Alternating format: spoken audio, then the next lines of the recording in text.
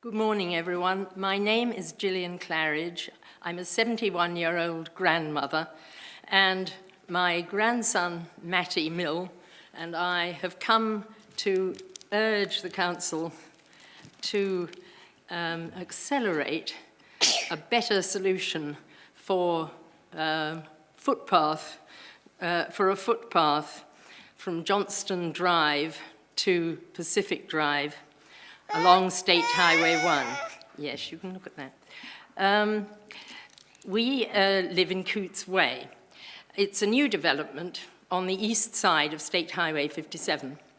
And there apparently are expected to be about 1,000 dwellings, new dwellings there. Some of them have already been built, of course. However, the shopping centre, 2 day care centres, cafes, the library, the mobile library, all actually are situated on the other side of the road, on the other side of State Highway 57. That means we have to cross the road, obviously, to get there. Now, most of us are responsible adults, parents, grandparents, who want a green, safe, and healthy world for our children. And we're trying to avoid using cars as much as possible.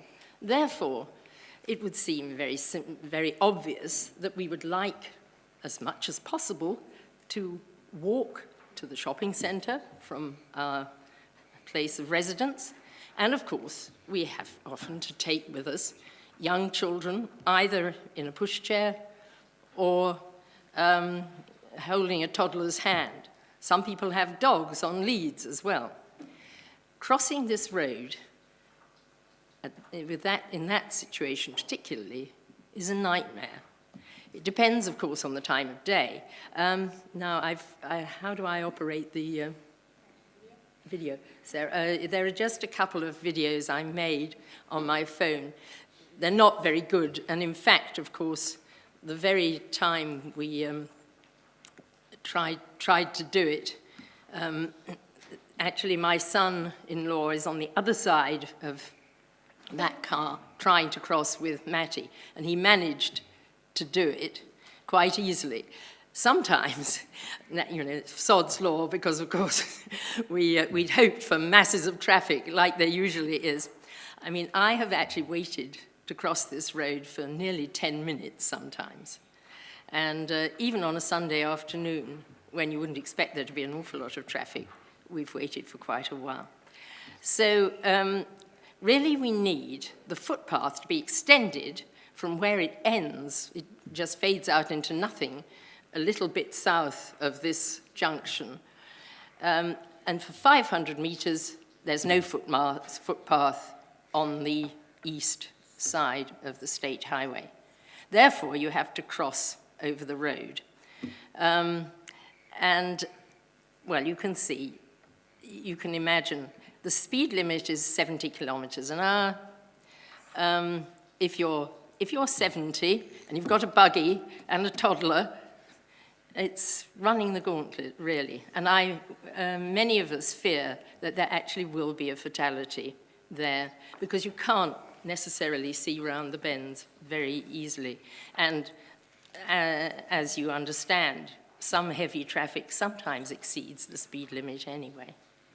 So, now, you may say that actually there's another option for the people walking to the shopping centre. You can go down Johnston Drive and get to Pacific Drive and walk down from there. However, that actually takes about 35 minutes. The option along the main road takes about 15 minutes. If you're elderly, or if you've got a small child who doesn't want to walk very far, you would naturally want to take the shorter route. We understand that it's going to be very difficult to build a footpath there because there really isn't very much room. But something has got to be done. Possibly an island in the middle of the road, I don't know. But Matty and I, and on behalf of all the parents and future grandchildren who are going to be living there, we urge the council to do something about this very soon. Not at the end of the 10-year plan, but at the beginning. Thank you. Thank you, Gillian, for coming in and sharing your concerns with us. I'll just check what councillors might have questions.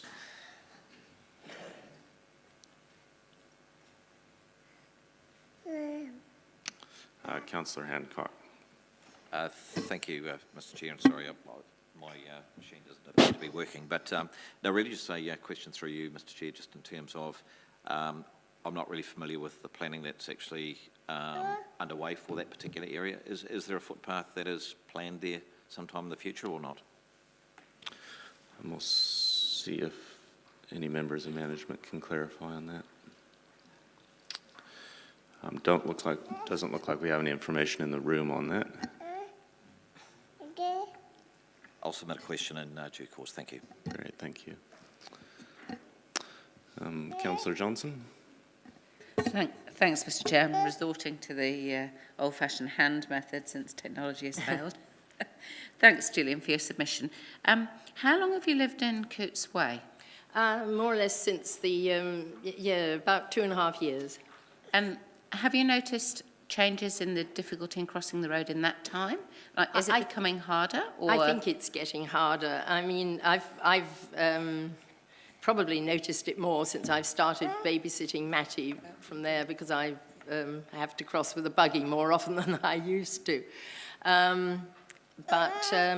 Yes, I think possibly the traffic, as you know, in State Highway 57 up there has increased enormously since the gorge was closed. So that started the increase in traffic, but now, lately, actually, it has got worse. I mean, a friend and I walking the other day, it wasn't at a particularly peak time. We spent about 3.5 minutes trying to cross the road then. And we sort of ran into the middle, waited, and then went over, which isn't very safe either. And I would not do that with a buggy.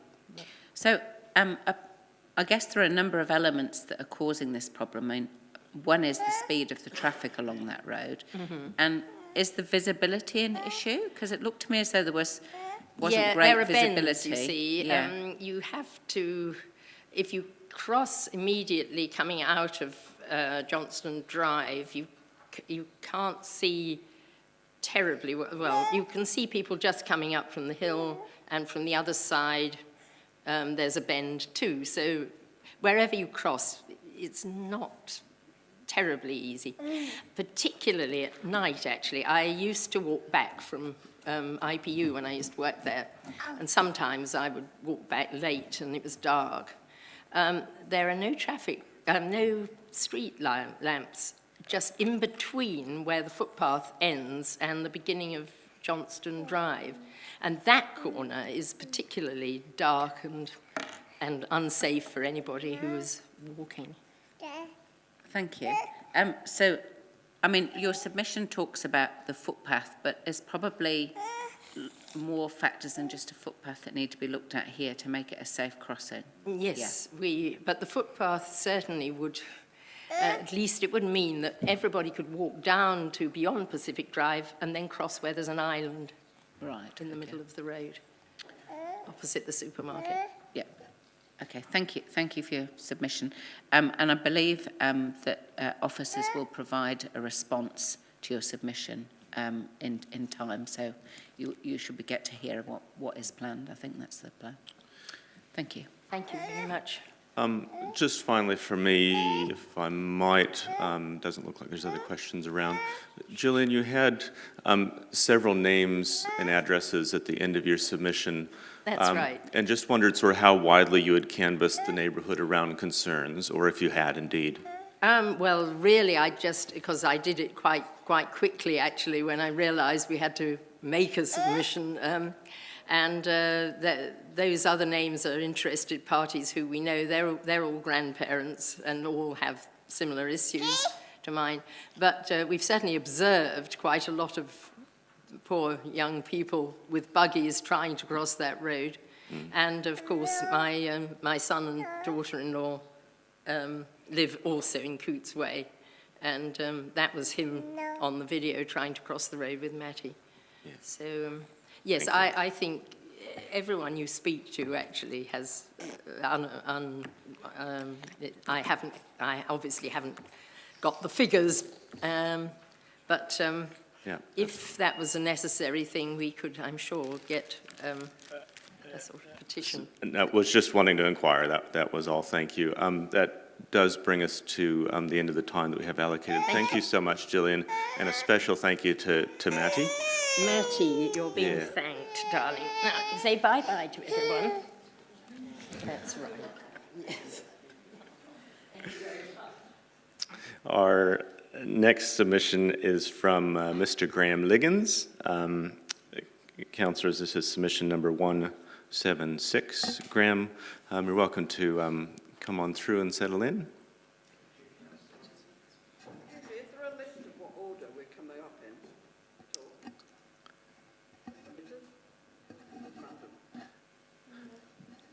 If you have concerns, I'd just ask you to speak to one of the administrators on the side. Graham, go ahead and come to the table.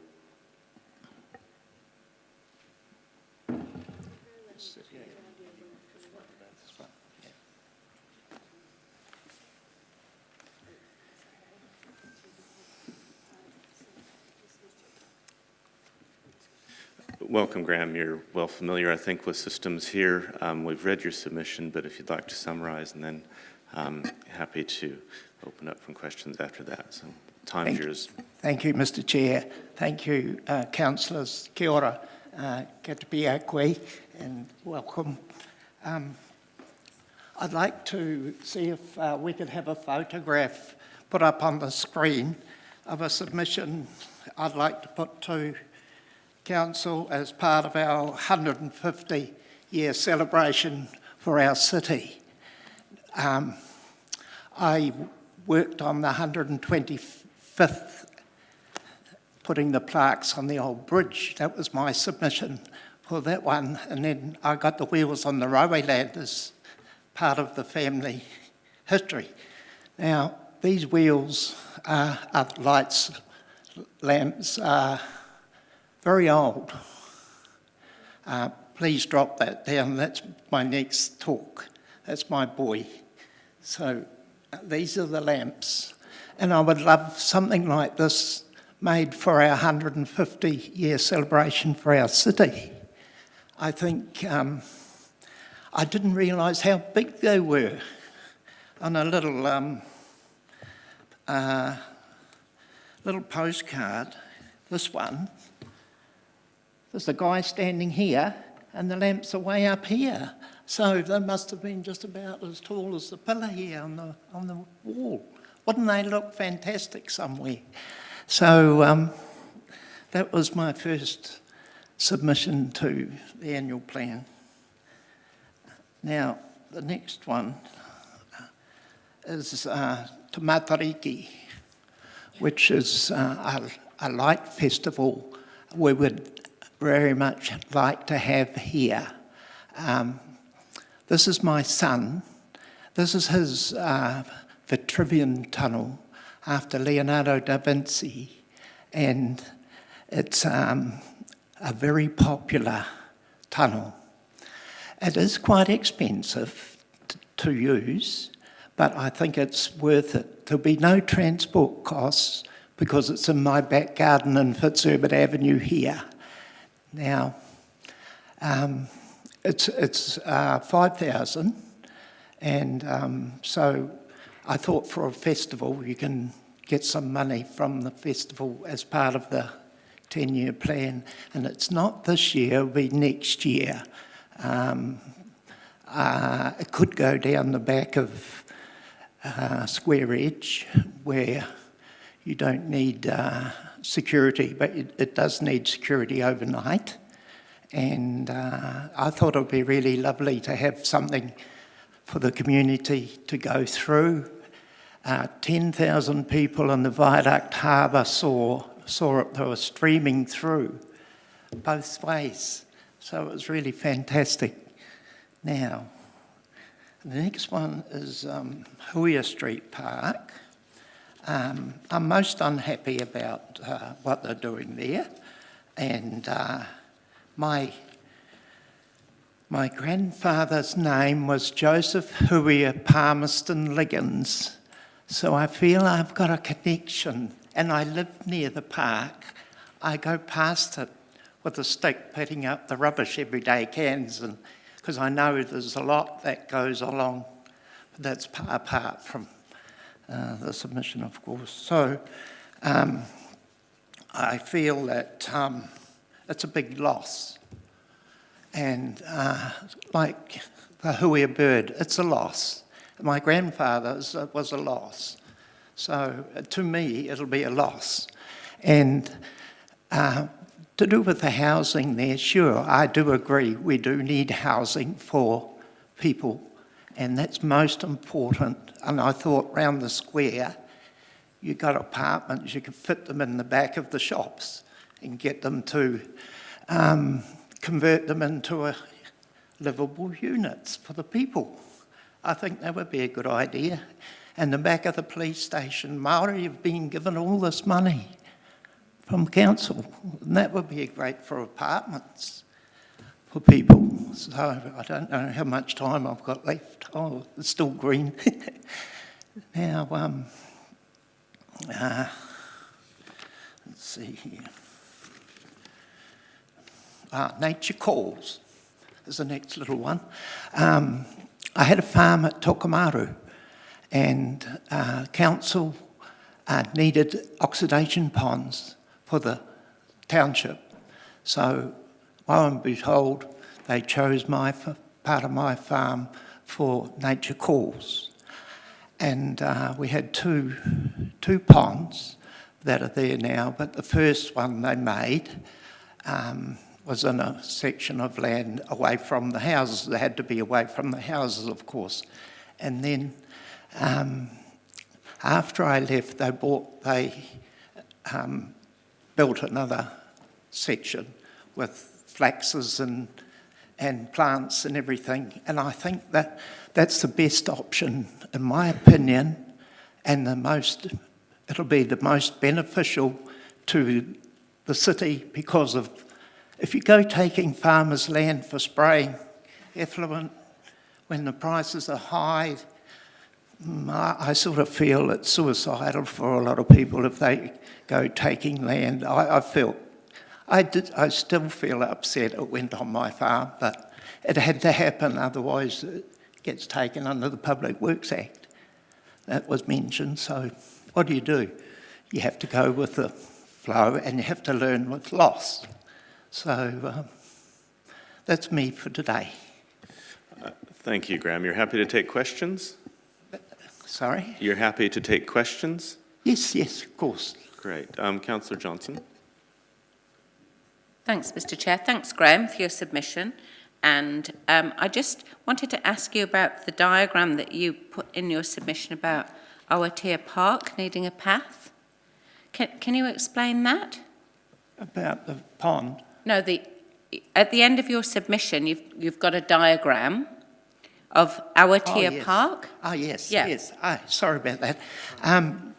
There's a little bridge that goes over the stream, and there's a little path leading down from the top of Fitzherbert Avenue to this path that goes over the bridge, and then it goes straight up to the road at the top. Now, there's another little path on the left and amongst the bushes that travels from the road through the trees, but it stops, and then there's green grass, and then the path that goes over the bridge.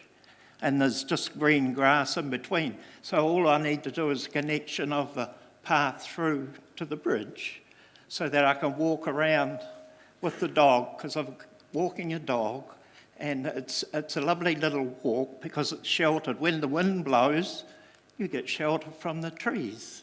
And I think that's because I suffer from chest problems and I've got a perforated eardrum, so That's a bit of a difficulty hearing the sides here. Yeah, I've got to get a splitter. Thank you. Is that right? Great. Well, thank you so much, Graham. Do appreciate your submission, and it will be referred through to the deliberations. Thank you, Brent. Cheers. Have a great day.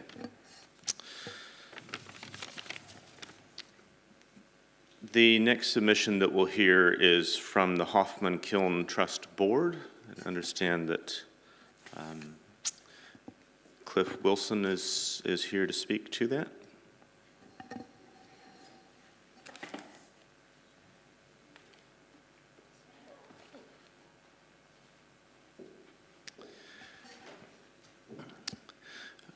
Welcome, Cliff, and you've seen the operations with the traffic lights, so when you're ready, the time is yours. Okay, councillors, I'd like to acknowledge my fellow trustees from the board. We have David Chappell, Val Burr and Don Irvine, who are also co-trustees on the Hoffman Kiln with me. So thank you for the option to submit this morning. We're speaking to the Culture and Heritage Plan Priority 2, which is Creative and Livable Strategy. In reading through your document you put out, it was actually interesting because you actually listed everything that we have with the Hoffman Kiln as part of what you have with the city. As a 117-year-old Category 1 listed site, we have a lot to offer in the heritage space. We fit with one of your goals, providing ongoing community access to a Category 1 building.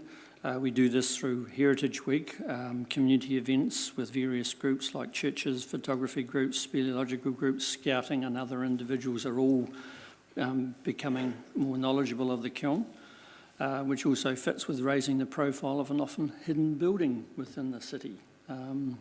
There's a lot of people now who are starting to recognise the heritage for the past. And one of the issues that we have with it is providing safe access to the public, because we still have work to do around getting an assessment for an earthquake. We've also got to get safe access to the top floor of the kiln, because at the moment if anybody went up there, the most likelihood is they'll disappear down one of the 20 holes which are currently on that floor.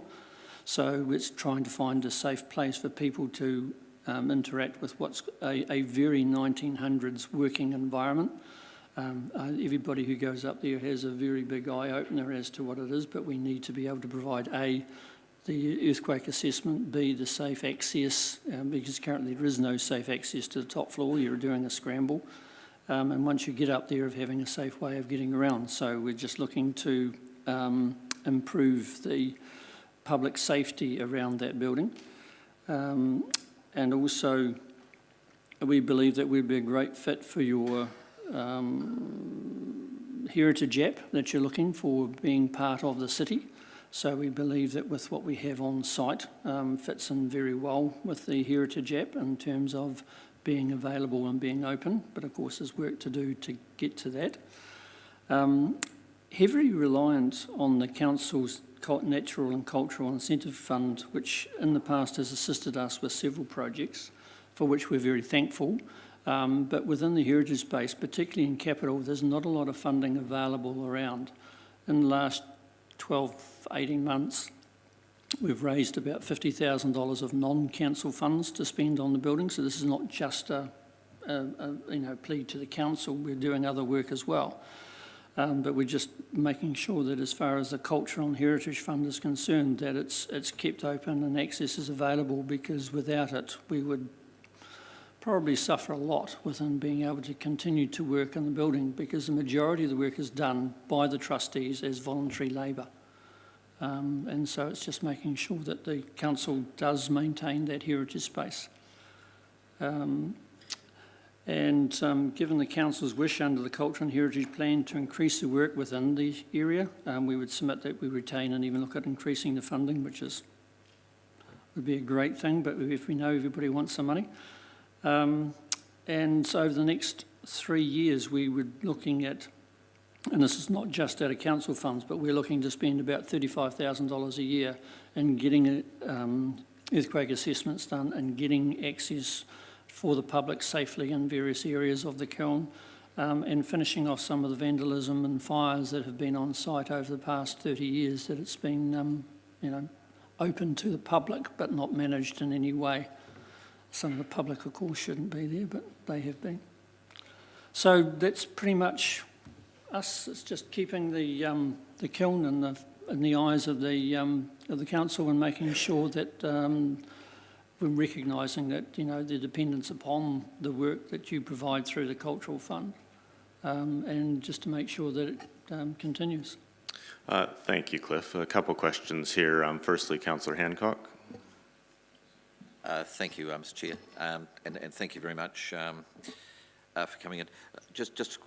I just want to get a little bit of clarity just around the frequency of open days that the Kiln Trust actually operates, and also perhaps just a little bit more commentary around like the specialist groups that actually use the kiln facility. Okay, we open for Heritage Week. We have a full day that we're open for that. A lot of the other open days are actually with people who've come past. We've had people from Taranaki who've just turned up on site. There is actually a coffee cart, and the lady in the coffee cart gets a lot of inquiries from people who turn up and wander about the building, and then we get a lot of referrals from her in terms of these guys have turned up. Some people have been into hospital and for medical care come out, and then we will arrange to make the kiln open for them depending upon what they do. So we'll go up and open up, because the kiln has had to be enclosed and made safe because the vandalism that goes on. So in terms of open day, it's around Carey Health, for example, have had open days. We've opened at the same time. We have requests. Church groups, for example, we had one recently that turned up and they did it was actually a very impressive video for Easter because of the cavernous nature of the kiln. It's very dark inside, but in certain areas where the roof has been enlarged by past occupants, you can get some very, very special light effects. So we've had them come in and make videos of it. We've had the Photography Society come in and do lots of shoots with the environment and being able to, get some very interesting effects, both of the brickwork and the lighting. Speleological group, they're a bunch of cavers. They've actually, some of them have come up from Wellington, and they had a national conference up the valley, and we had 2 open days where they came in because they thought the ability to go tunnelling through a commercial building in the centre of town was a very unique facility.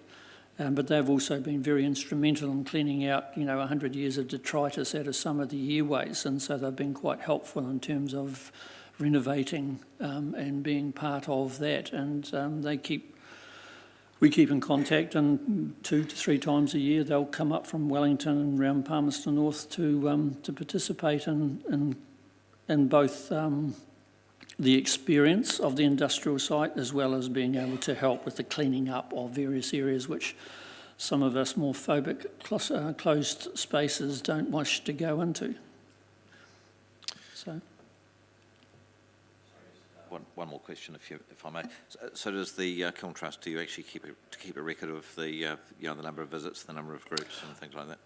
No, probably should.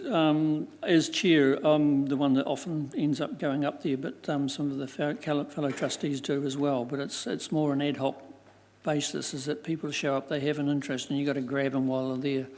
There was a person who came down, I think I mentioned about, was down here for hospital treatment, and one of the parents had actually worked within the area. So it was, go up and spend 2 or 3 hours with them, going around and having a good look at what was still there. Thank you, Cliff. Thanks, Mr. Chair. Councillor Beattie. Thank you, Mr. Chair, and thank you, Cliff, to you and your team for the work you do with the Trust. Cliff, the Heritage Fund, have you applied for any funds from that fund? Yes, we have. We've one of our storage buildings, which is where we're working to provide space for all the approximately 60 or 70 moulds that Te Manawa has currently got. We're actually getting that set up to actually become a display area, which we were hoping to finish doing some work with Te Manawa over. The front door of that had been ram-raided a few times, and the council has provided money to replace the door so we actually could secure that shed. It's assisted with us getting water on site, so we have in the past used it. The last year it was a bit difficult getting funding because making applications and getting work people around to actually be able to do some of the work. So this last 12 months is probably the least that we've used the fund, but we have made applications every year. And each time you've got the funds? A year varies between $2,000, $4,000, $5,000. Okay, thank you. That's great. Councillor Johnson. Thanks, Mr. Chair. Thanks, Cliff, for coming in. At the end of your submission, you're talking about the budget or the plan being of spending about $35,000 a year. I just want to be clear, are you looking for a separate grant from council for the kiln, or are you happy to continue to apply to the fund, which you've been doing? And then the second part of that is there enough, do you think, are you asking us to put more money in the fund? So I understand you're talking about how much the trust is intending to spend, but I guess in terms of your submission, we need to be clear. Are you asking for more money or a separate grant or increasing the fund or none of that? Being realistic about council finances, a separate grant is probably not an option, but it's more a matter of making sure that with what the council has got within its creative and livable strategy, you've enlarged the areas that you are covering, as I understand from it, for other areas to be brought in or given more focus. So it's just making sure that within the funding that you've got, that it's noticeable that there are various elements to be covered by it, and making you aware of this part of the element as opposed to the others that you have within the Maori cultural elements, which I see are becoming increasingly, and that's for good reason, but it's just being aware of the competition. I don't believe that we can ask for a separate fund. I don't think that's fair, but I think it's just making sure that within the funding that's available, that it's quite clear that there is a need out there, and that if the fund is 100,000 or 200,000 or whatever you make it, that it's put up and allocated and reasonably dealt with. Okay, thanks for clarifying that. That's great. Great. Thank you, Cliff, and thank you, Dawn, Val, and Dave, for being here in support. Really appreciate the work that you all are doing to look after that built heritage in our city. Thank you, Ken. Cheers. Yeah. The next submission that we will be hearing is on behalf of the Palmerston North Sculpture Trust. The team here, and Simon Barnett, you and colleagues, welcome to join us at the table. This is submission number 425.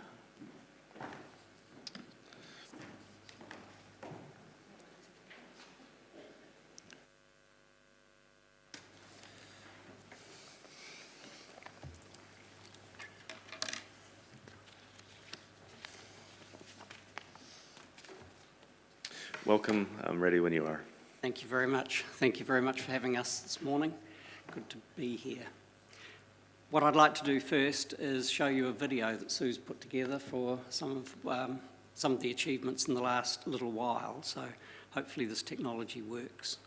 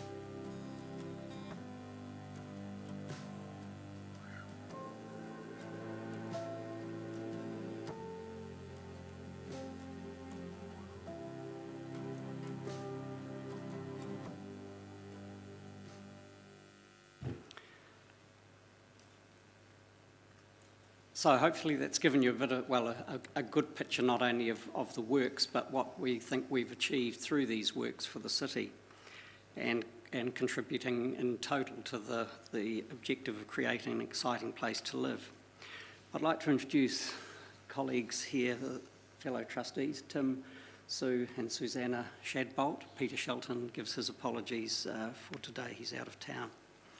So, what I'd like to focus on, I think, is as much as anything the enduring partnership, because this is a partnership between not only the Sculpture Trust but the city and the community, because the works that you've seen there have been funded predominantly through a contribution from the City Council, for which we're very appreciative of the last 10 years, and also from members of the community, which is quite an unusual situation that members of the community contribute equal amounts. And then we gift, as you will recall, we gift these works to the city so that they become capital items. In terms of the future, what we'd like to focus on, and I've shared this with you before, that we'd see, other than specific opportunities like outside Wild Base, I think you can recognise that we've focused largely on the central city, which we'd like to continue with because we believe in concentration. That smaller works, as with the Gnome, that bring a smile to the face that you can interact well with, and in total, though, contribute to the emotional capital value of the city. So our proposal that's in the plan is for the $50,000 that was taken away during COVID be reinstated, and that the $50,000 which we've had historically, bearing in mind that there is a bit of a small adjustment for inflation in that plan, for which we're grateful, but also point out that from 2006, when the Trust first started, $50,000 has been a consistent contribution from the Council, and that the cost of art, regrettably, or possibly not, has risen quite significantly. In terms of giving a perspective of that $50,000, the plan shows Streets for People Central City, where we're focused, is proposing to spend $20 million in the coming 10 years. And what we're suggesting is that this is a very small sum of 3.75 cents per year per household. And just going back to the idea that you're building streets, $20 million, and then what the art does, what the sculpture does, is to provide the fabric and the softness and creating a home of the city rather than just a house. If you put a building up and don't put any art in it, any carpet on the floors, any knickknacks, any garden around it, you've got a building, that's for sure. So you've created streets. But if you want a home where people feel really good, you add these other emotional aspects, and public sculpture certainly can do that. Just to explain why we think where we get this 3.75 cents from, in the council document it says that if you have capital works of $1 million, that ends up costing $1.50 per household per annum. $50,000 equals 7.5 cents per household, but remember we have a community contribution which traditionally and sometimes more matches that. So actually the cost drops to 3.75 cents. So what I've struggled to do but achieved is actually bought in excess of 3.75 cents for you to see today. Now, as you'd recall, the government took these out of circulation because they considered them not really viable, a worthless thing. But here we've got 4 cents in addition to the 3.75. But this is what each household in the city is being asked to contribute to maintain this program that we've established over the last 16 years, heaven forbid. I was a young man, I think I was still at school when we first started this program. Tim would like to make a few comments in closing, and then we're happy to take questions. Sure. So all sculptures, when they're finished, are contractually handed back to council, and they have a duty of care to look after them. So they look after the lights, they look after the maintain the sculptures, which is great. They're a huge asset to the city. They're worth millions of dollars. They're growing in value every year. Many private cities and organisations have contributed, as Simon said. So even though we get the 50,000, it's probably well in excess of 100,000 that's being spent on this every year. and it comes back to the city and it's owned by the city. The sculpture walk, which we now have, is a major tourist attraction in the city. Thousands of people go around the sculptures. They're getting more and more traction every year. We've got websites that attract people to it. It's a real asset to the city, and it's awesome. I've lived in the city for over 40 years. Getting pride in Palmy has been a huge focus for me and for lots and lots of people in the city. The sculptures, although small in the great scheme of things, really add value to that and really add to it. And we get feedback on the pride from the community every day. So it's awesome. It supports our work and makes us feel we're doing something really constructive here. And it's a legacy thing. It's not just spending money on streets. They have to be maintained. These sculptures grow in value and grow in interest. It's awesome. So we get satisfaction from that. We really have been appreciative that the city has seen to invest in this area. Everybody benefits, the community benefits. It's awesome. So we do appreciate your support. Thank you very much. Right, Councillor Butt, one brief question. Thank you, and thank you, team, for your wonderful gifts to Palmy in the last few years. I have a question. When you make these items every year, is it on demand, or you select one of your artists and ask him to do, or her to do something and put it in the city? We've got several processes that we followed over the years. Sometimes we've selected a work, but traditionally selected in response to us being provided with a site by the city. We've then approached artists that we consider might be suitable and asked them to develop options, and that can be 2 or 3. That then goes traditionally through a panel for their evaluation, and then that one person is then asked and contracted to deliver the sculpture for a specific site. So that's our preferred option. Wonderful. Thank you. Thank you, Mr. Chair.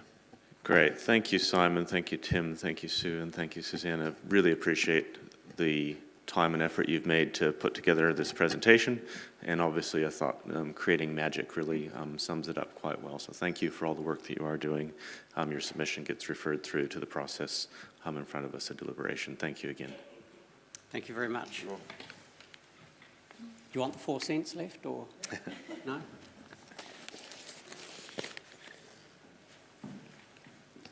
Our next submission is from Jacqueline Carr. Jacqueline, you're welcome to come up to the table and settle in. And councillors, this is submission 121.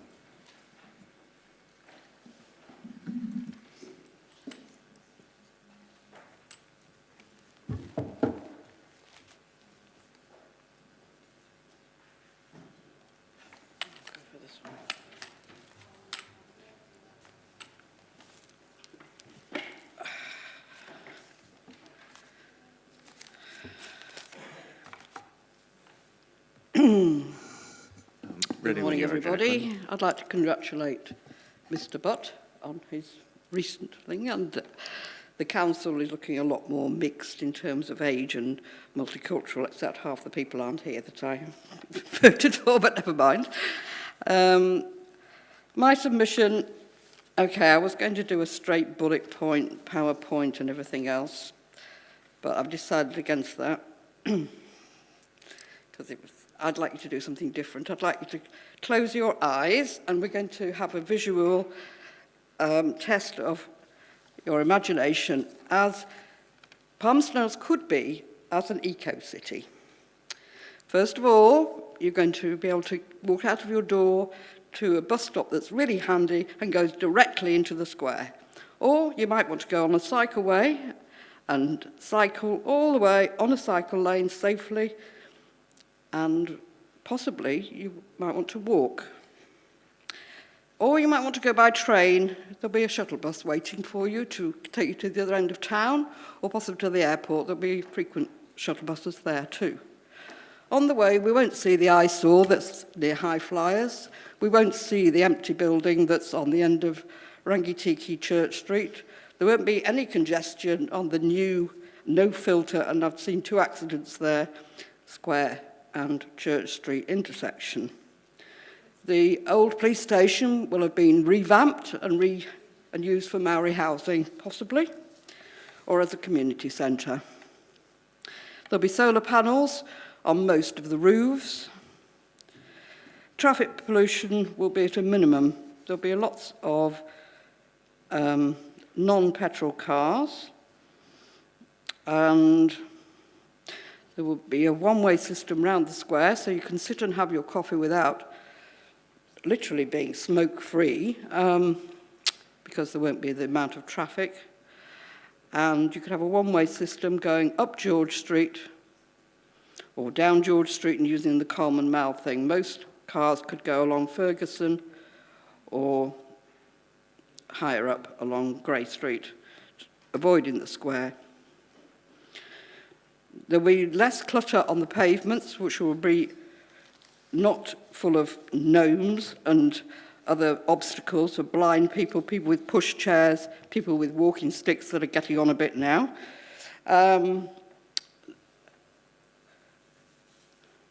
Right, there you are. Now I'll go back to what I wrote. We've got a long way to go if we're going to have an eco-city here. I'd like to see an ecological eco-corridor to the Manawatu Gorge.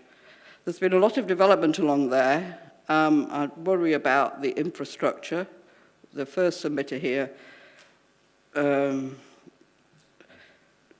presented the problems that can arise when foresight and planning isn't done before the houses are built and before people move in, never mind 2.5 years after they move in. I'd like to see a minimal amount of pollution in the air and on waterways.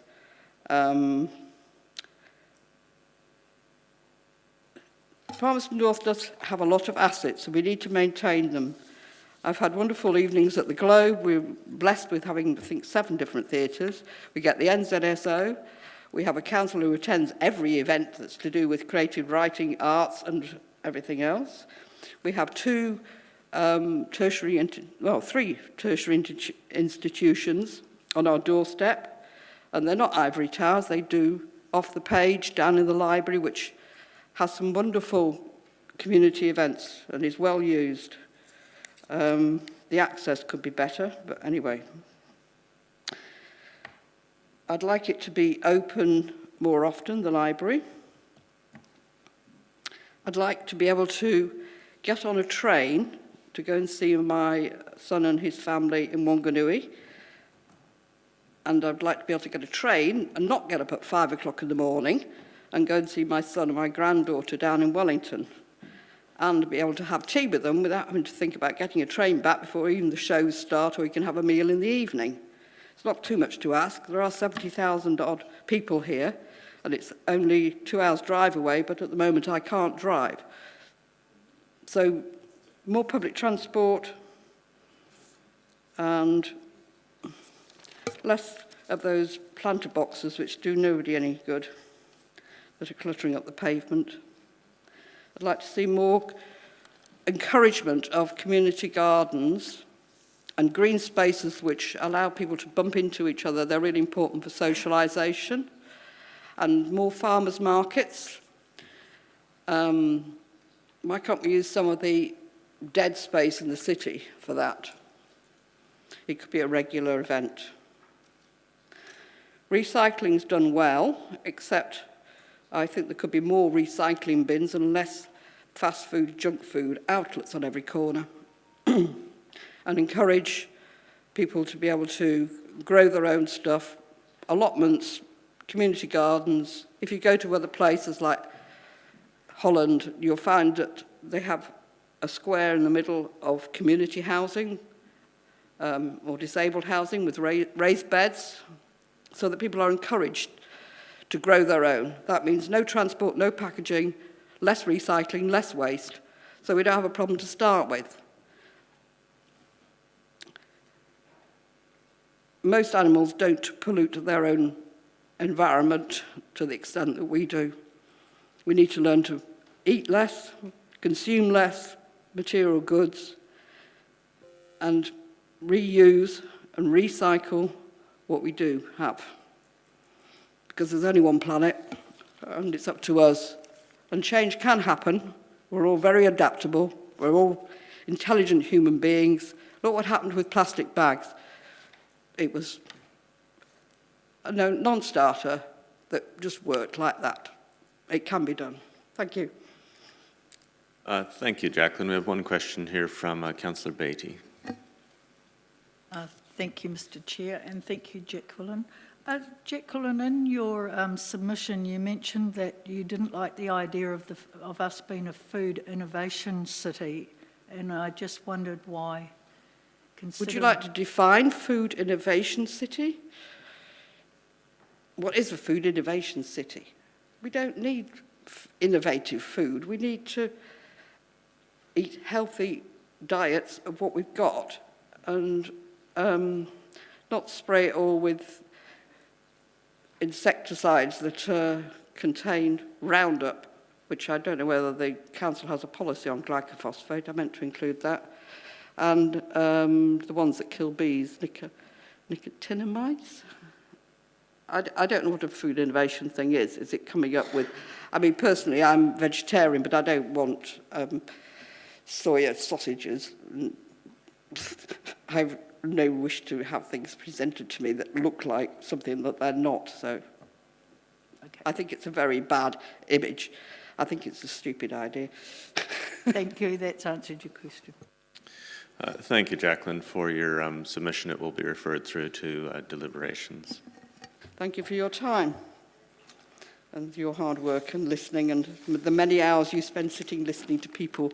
I'm sure it gets a bit boring sometimes. Thank you, Jacqueline. Our next submission is from the Manawatu Cricket Association. James Lovegrove.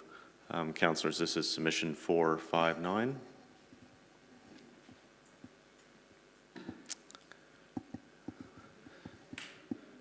Perhaps with all the sunshine out playing cricket. We might just move to adjust order then. Robert McLaughlin, I see, is here. Submission 498.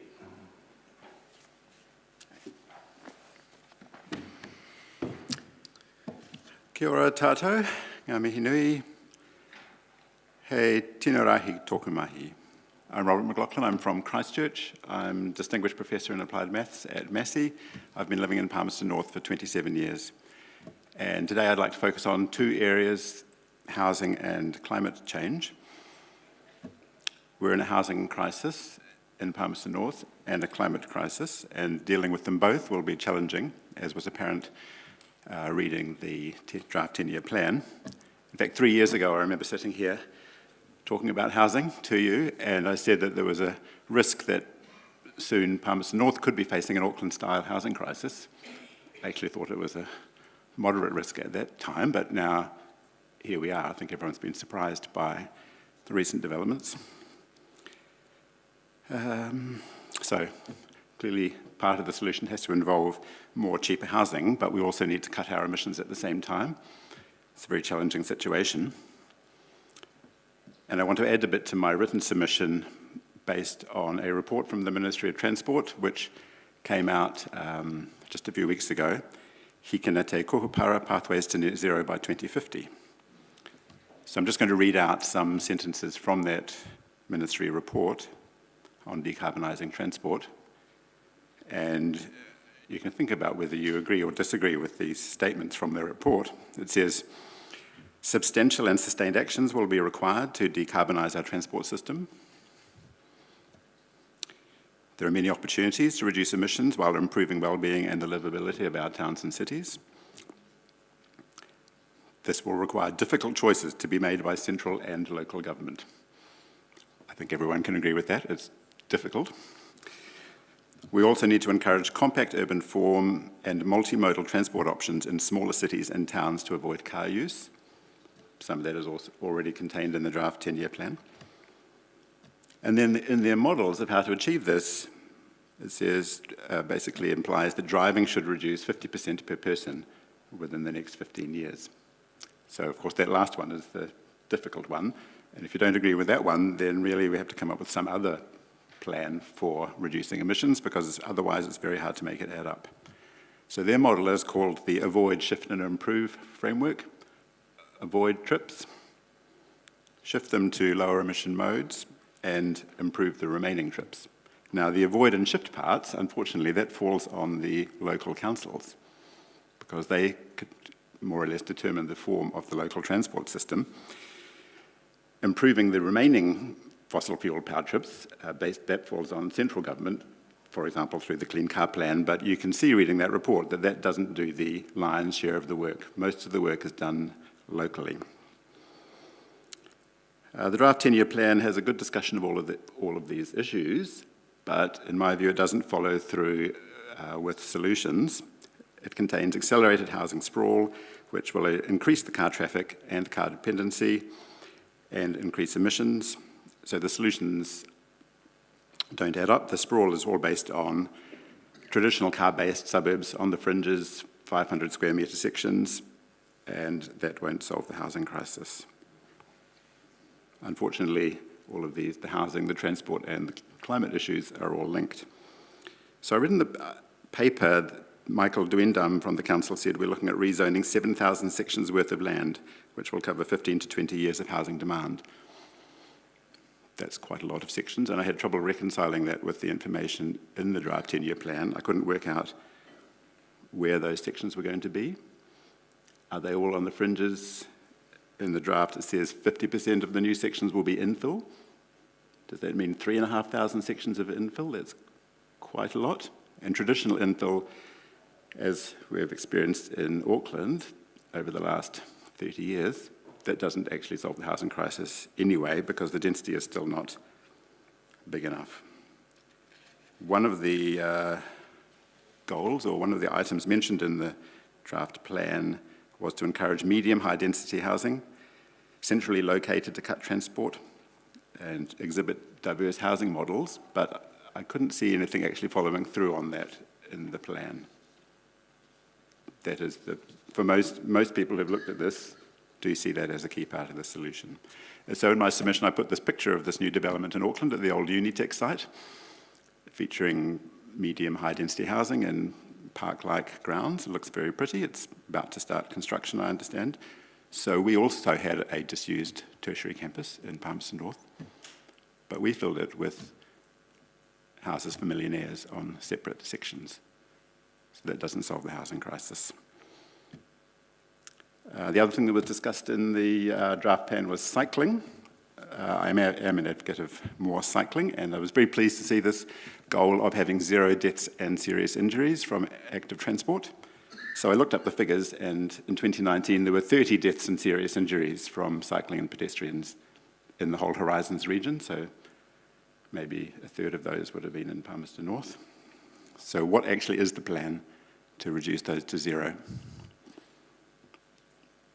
It's not going to be easy, but it is a very worthwhile goal. I don't think the present level is acceptable, and it hasn't improved in the decades I've been living here. But that goal is an improvement over the previous goal, which just was to have a declining trend in deaths and serious injuries. So that's the kind of vague goal that I don't support, because it's not quantitative. How much of it, how long is this declining trend going to take to be evident? And really, it's not really, that's just not acceptable to accept a continuing level of deaths and serious injuries, either from people in cars or people walking or people on bicycles. So as I said, all of these difficult issues are linked, and they're really not going to be solved by the plan in here. It's actually going to require a complete change of direction, I'm afraid. And I recognise that all the councils around New Zealand are struggling with this. We're going to have to learn from things that have been tried and found to be successful elsewhere. So we're going to need, as I recognise that the climate plan for the city is not yet prepared,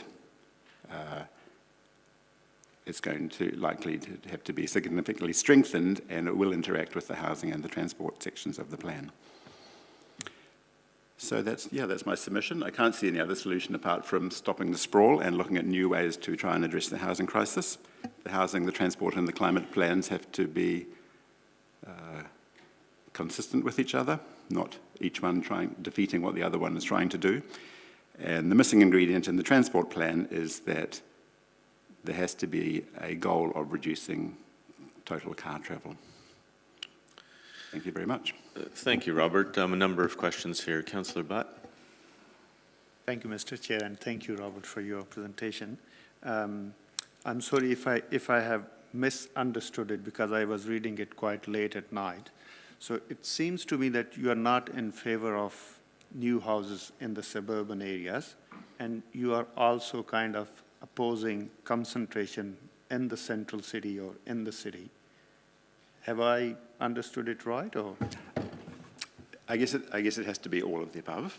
But at present, it's biased much too much in favour of the sprawl and also the traditional type of sprawl of the 500 square metre sections, which are now going to be 6 or 7 kilometres from the central city. It's likely to encourage more driving, which will in turn make it less easy for people to bike. So, of course, there will be some expansion on the fringes, there will be some infill, but there's a missing piece, which is the medium density housing, very close in. Right. Thank you. Thank you, Mr. Chair. Councillor Johnson. Thanks, Mr. Chair. Thanks, Robert, for your submission. I don't suppose that you're familiar with the district plan, are you? I've seen so many council documents over the years. So the district plan is the rules for building, basically, around the city. So in that, council has allowed medium density housing within the sort of central part of the city. How do you suggest that council makes private developers build medium density housing on the sections that they own? Because that appears to be your suggestion there. Well, it's going to need some kind of new solution. We have seen some innovation in housing in Palmerston North, like the private development on Pioneer Highway. So it is possible to change the way things were done or have been done. That's not a private development, that's MSD sponsored, so it's not private. Oh, it's completely publicly owned, is it? It was built to spec for MSD. Oh, okay. Yeah, it's not a private sale. Yeah, I don't know. Because, you know, inherent in your argument to us is that we're not doing enough to make people build medium density housing on the sections that they own. And what I would like to hear from you is how you think we could achieve that as the council. I mean, there's been a problem throughout New Zealand. This has been one of the many contributing factors to the present housing situation, is that the developers have been favouring a certain kind of housing. Absolutely. Yep, absolutely. Yeah. So, and your solution is? I don't know the solution, but I see a lot of inner city land where you would be within a short distance of walking from the city. And this is also our frustration. Yeah, I accept the difficulties for sure. Thank you, Robert. That does conclude our time here. Appreciate your submission. It will be referred through to deliberations. Thank you. Next submission is from Men's Shed Manawatu. David Chappell, welcome you to settle in at the table, and the time is yours when you're ready. Councillors, this is submission 500.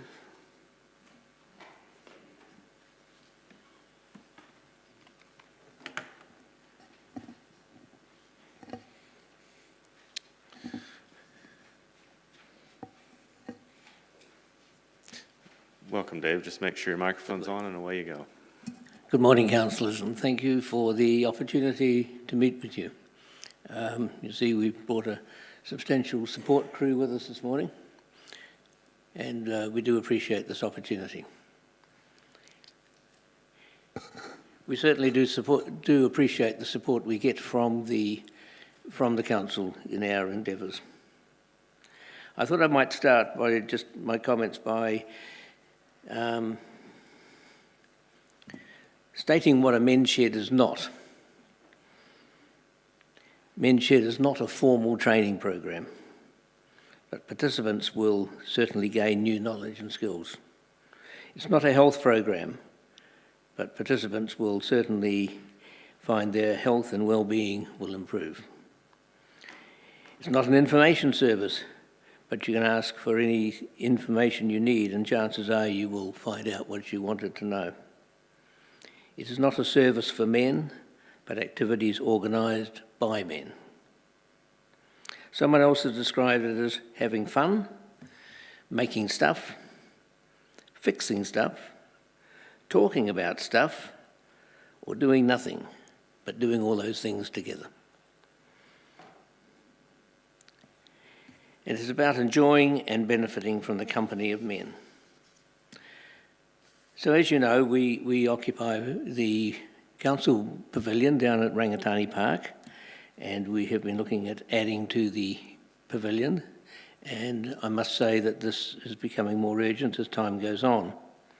We've now been in existence for 10 years, and so this is something that we're focusing on now to make it more usable.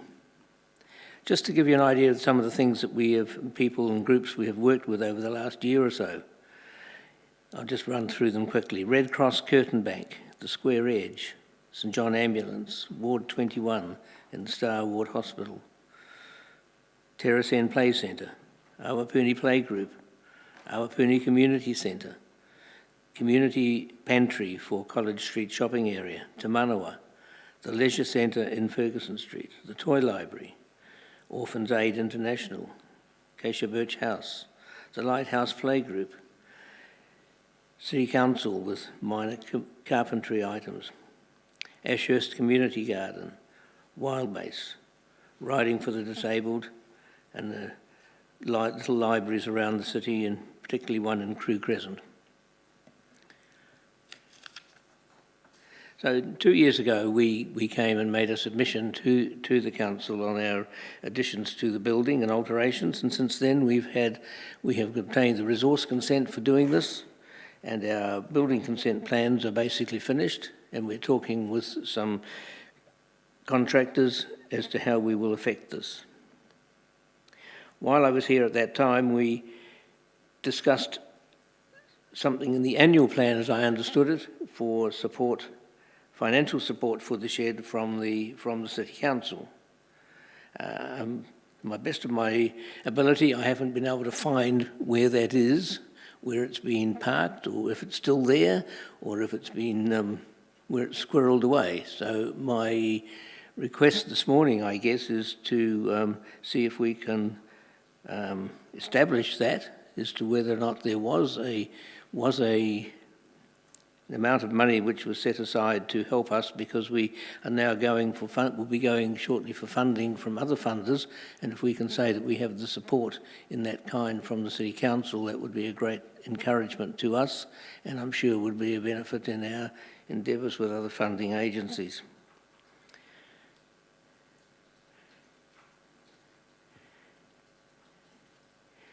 We did notice in the plan that the age group that we represent is probably the fastest growing age group in the city, and we think we've got a role to play in accommodating certainly the men, mainly the men of that group. I should say that we do have some women members, and we're not exclusive in any way, but it's primarily for men and for men's health and well-being. So I think that's all I really needed to add in relation to our submission, but I'm happy to answer any questions. Great, thank you, David. Councillor Hancock. Sorry, I was queued up for the last submitter. Thank you. All right. I might just ask then to clarify, if I can, David, the amount that you had understood was allocated for men's shed improvements? I'm not even totally certain of that, to be fair, but I did have a feeling it was 30,000. That sounds a lot of money, but I really am not sure. And I know it was parked somewhere in the 10-year plan, but that was now 2 years ago, so I'm not sure whether we were through the 10-year plan or where it was. So I have no idea. Bearing in mind that this is a council building, and we certainly call it ours, But we understand that, of course, it is a council building and we treat it in that way. But we're very keen to add to it. I must say that since lockdown, we've had quite an upsurge in membership, and would hardly a week go by that we do not have someone new come to us. Great. Well, thank you, Dave. Councillor Beattie. Thank you, Mr. Chair. Thank you, David. David, just to clarify, you get the small grants funding the 3 years, don't you? No. The strategic, you apply for that? It's the Strategic Grants Fund. No, we get funding from lotteries and we get funding from COGS. Have you applied for it before, or are you aware of it? I'm not aware of it. Okay, it's something perhaps we need to talk to you about. No. We manage ourselves, financially we manage ourselves well. I don't think we don't necessarily look for funding for our normal day-to-day activities apart from what we get from lotteries and COGS. But it's the addition to the building to make it more, to adapt it to a more suitable layout and plan for us was what we're looking to do now. That's specifically for your building? Absolutely. Okay, thank you. Great. Thank you, Dave, for that submission, and thank you to all your supporters as well who have joined in and shared your concerns with us. Those will be referred through to deliberations. Councillors, our next submission is from the Manawatu Rugby Union. This is submission number 533. Welcome Andrea Jackson and others to the table.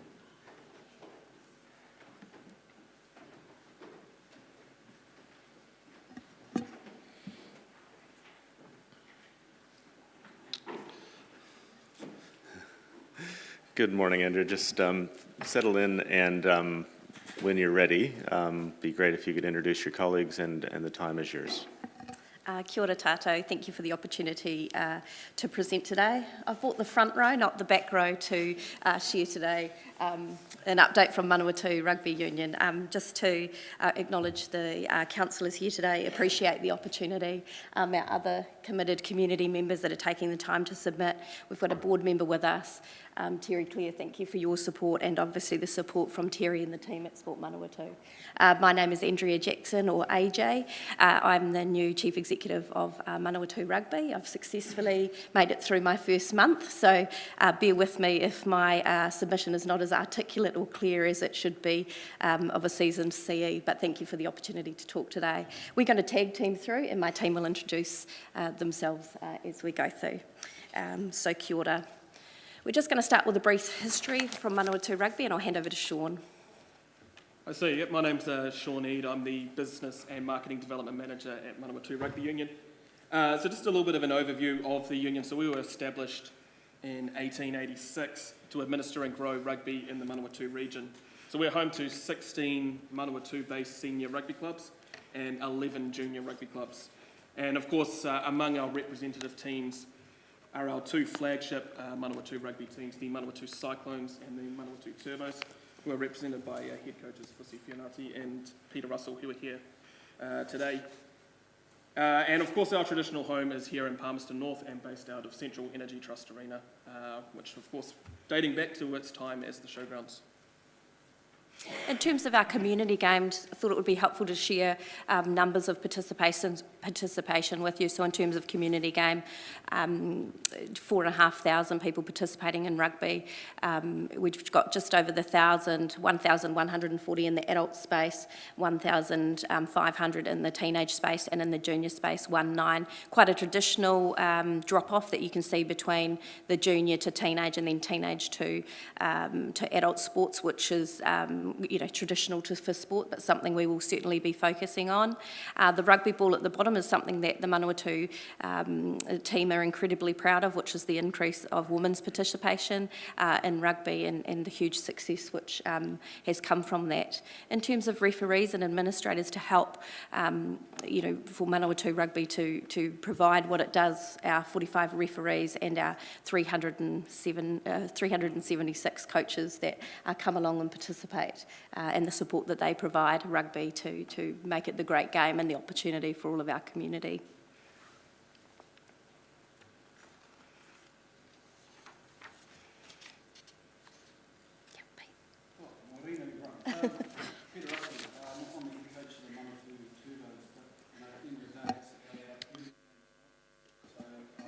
Excuse me, can we just check that your microphone's on Sorry. so that we can pick up on the video? Thank you.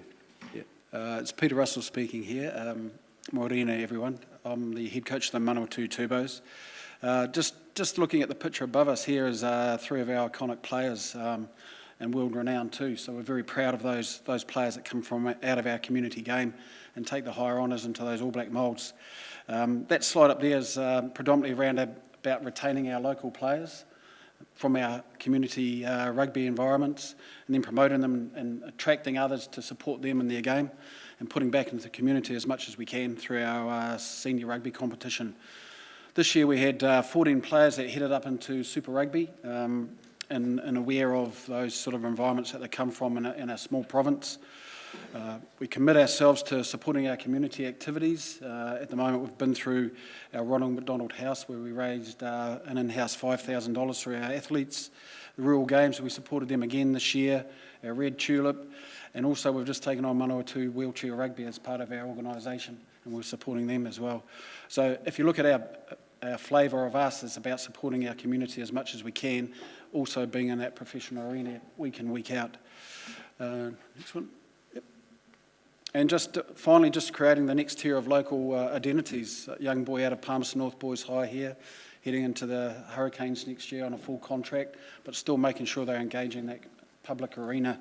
And just creating and inspiring our young athletes through our clubs, because this weekend we have 2 players representing their local clubs straight out of Super Rugby last weekend. So our engagement with the community is vitally important for us.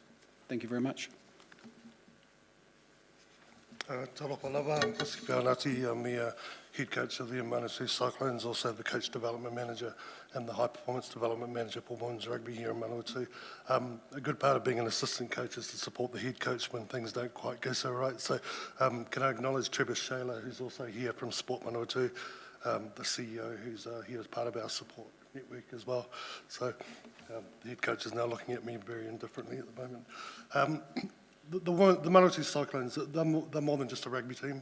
They're role models who play a major part in influencing positive societal behaviours in our communities. They play a role in inspiring and motivating to generate sustainability and growth and participation, and in turn increasing active communities, which will lead to healthier communities as well. These are our people. They take their acquired skills from both the vocations that they work in and their rugby, and they utilise it in all areas of community as kaitiaki. So we can see there, we've got school people, we've got people who are involved in public and private forums as well. The critical influence in them is supporting the better balance at a time when societal and domestic challenges have increased.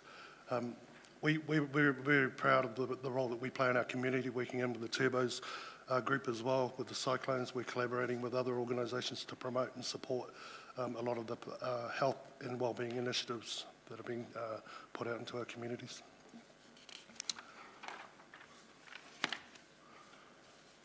The ladies also play a significant role in acknowledging culture to drive culture.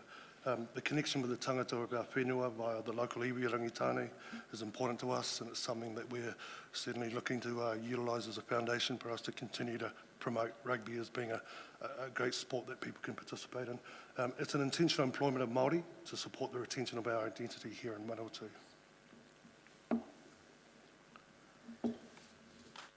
Right, well, for the last 2 seasons, Manawatu have been honoured to have the Palmy Proud branding on our jersey as part of our partnership with Palmerston North City Council. And this partnership's allowed us to run some pretty special engagement opportunities for our young people at games, which include our designated children's area and free food for children at games, as well as free attendance for our children in general admission. So we're really excited about the potential to grow this engagement space, particularly with the fantastic new redevelopment at Central Energy Trust Arena down Pit Lane and with the new entry bridge. So hopefully we're looking forward to continuing that partnership heading forward. Specifically for our long-term plan submission, we strongly support the Active Community Accessible Fund that is referred to in this Learning to Live with COVID environment. We saw an increase in participation on our rec trails and activities through our community through that COVID lockdown, and that was quite short-lived when we reverted back to what a somewhat normal environment will look like now. And the areas of specific need are still those most vulnerable communities that may have lack of transport or funds to reach opportunities or honours which they may have in their sporting endeavours. So we strongly support the opportunity to support that fund. The Central Energy Trust, the further development of the fund, and in particular the support for external funding. So we would be happy to work with Council on that, and also just to work in a collaborative way around some of our high-use sports facilities and looking at the Central Energy Trust current business models and opportunities to work closer together around that. Kia ora tātou, we're happy to answer any questions that you may have. Thank you so much for your time, and thank you for the work and leadership you do for your community. Kia ora. Thank you, Andrea and team. Appreciate you being here. Councillor Johnson, you had a question? Thanks, Mr Chair, and thanks for your presentation, bringing lots of people in to talk to us. It's great. Last year, we noticed a couple of games go over to be played at Manfield. Is that going to be a continuing trend? I'm going to lean on my remiss knowledge of history right now. I am aware that we did take a game to Manfield last year. We're in conversations too. Oh, yeah. We are in conversations already with John and the team at the arena to secure all of our games at the arena for this season, and we are also looking for Cyclone games to be hosted there as well. It provides stability for our players, and in terms of our preparation, that is our preference. So we're working on that at the moment. So I am aware of the history, and we're working on that in the future. Yeah. Okay, that's cool. Thank you. We would be looking at pre-season games potentially elsewhere. We want to respect that we are a Manawatu team, and so we will be looking at going out maybe pre-season games as well. No, I understand that, but if you're coming to tell us that the arena is the home of Manawatu rugby, then we're kind of wanting to see that actually happen when the games are played. Cool, thank you. Thank you. Just a final question from me, just your point there around high-use sport fields, and I saw the part of your written submission as well. Just what's needed there to bring those up to the sort of standards that rugby needs? I think it's around the utilisation that some of the fields get, and to keep them at a high standard for some of our more elite teams. I might hand over to Pete if you'd like to just touch on that. Yes, thank you. After a full use of winter club rugby, we get into our season where we're playing on pristine fields on a Saturday or Sunday, but we can't train on any facility in such the same way. So it's probably detrimental to some of our performances that we can't train the way we want to play. Great, thank you for clarifying. Thank you, Andrea and team, for being here, and your submission will be referred through to deliberations.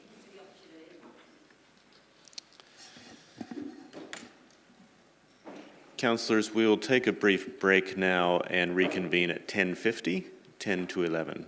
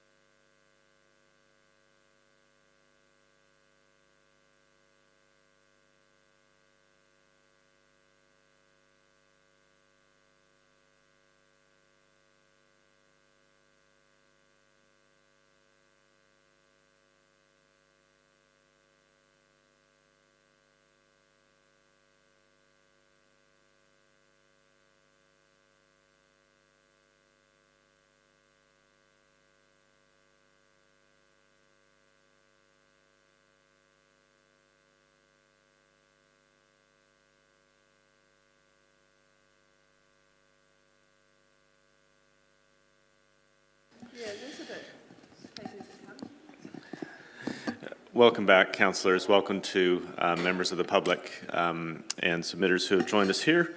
We'll recommence our hearing of the submissions to the 10-year plan.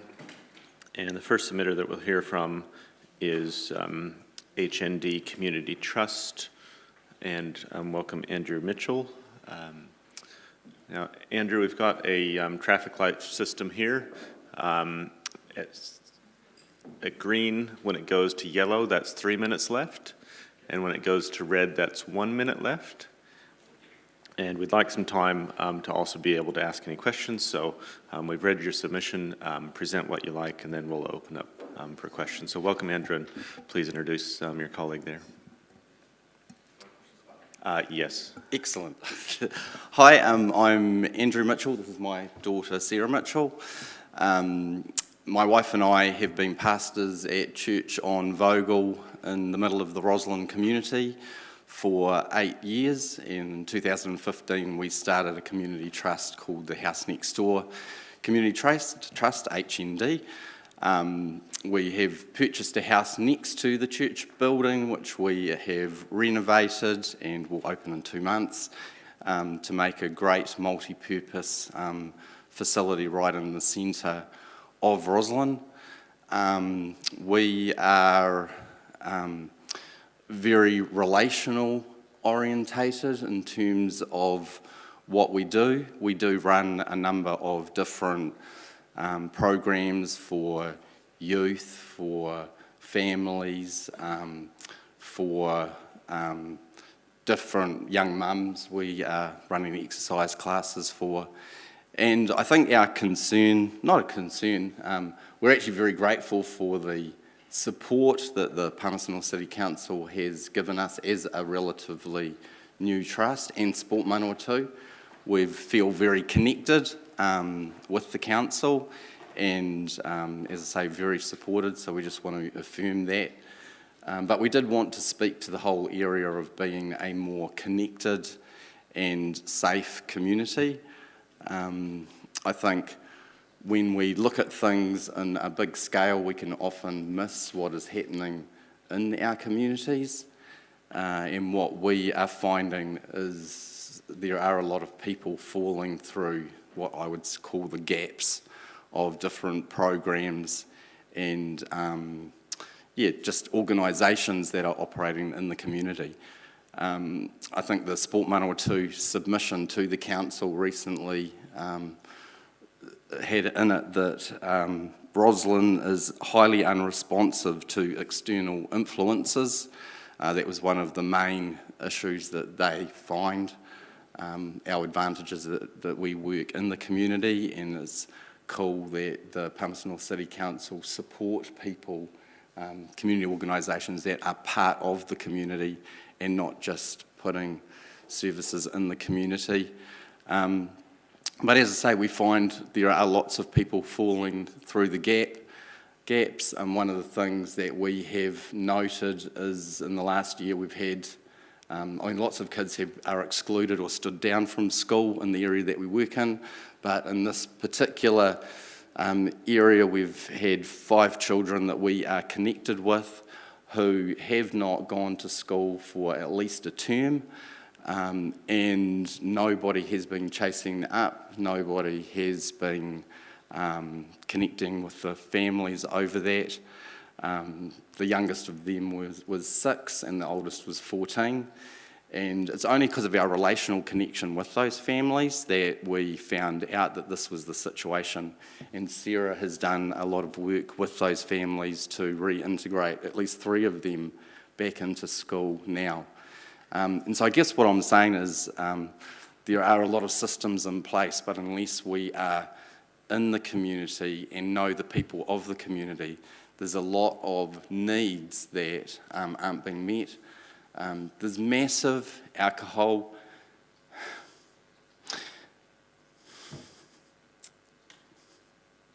and drug issues in the community. We have a lot of kids who are in homes that are extremely difficult for them to live in.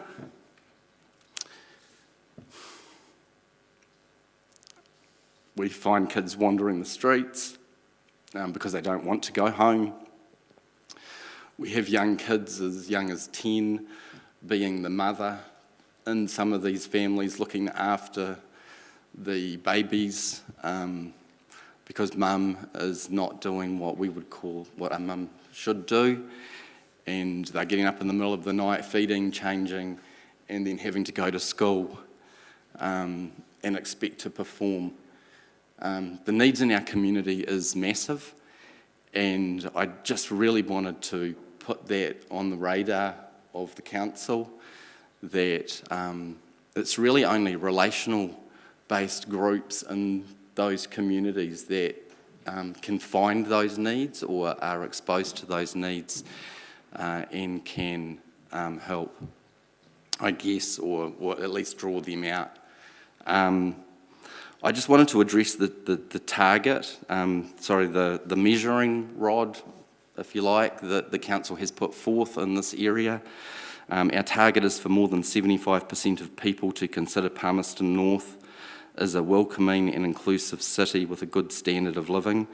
There's a few things about that, and one is my concern that we could meet that target as a city, and yet Roslyn could be a less connected community and also a less safe community while we're still meeting those targets. So that's a bit of a concern to us. Also, part of that is a good standard of living. Personally, I don't associate a good standard of living with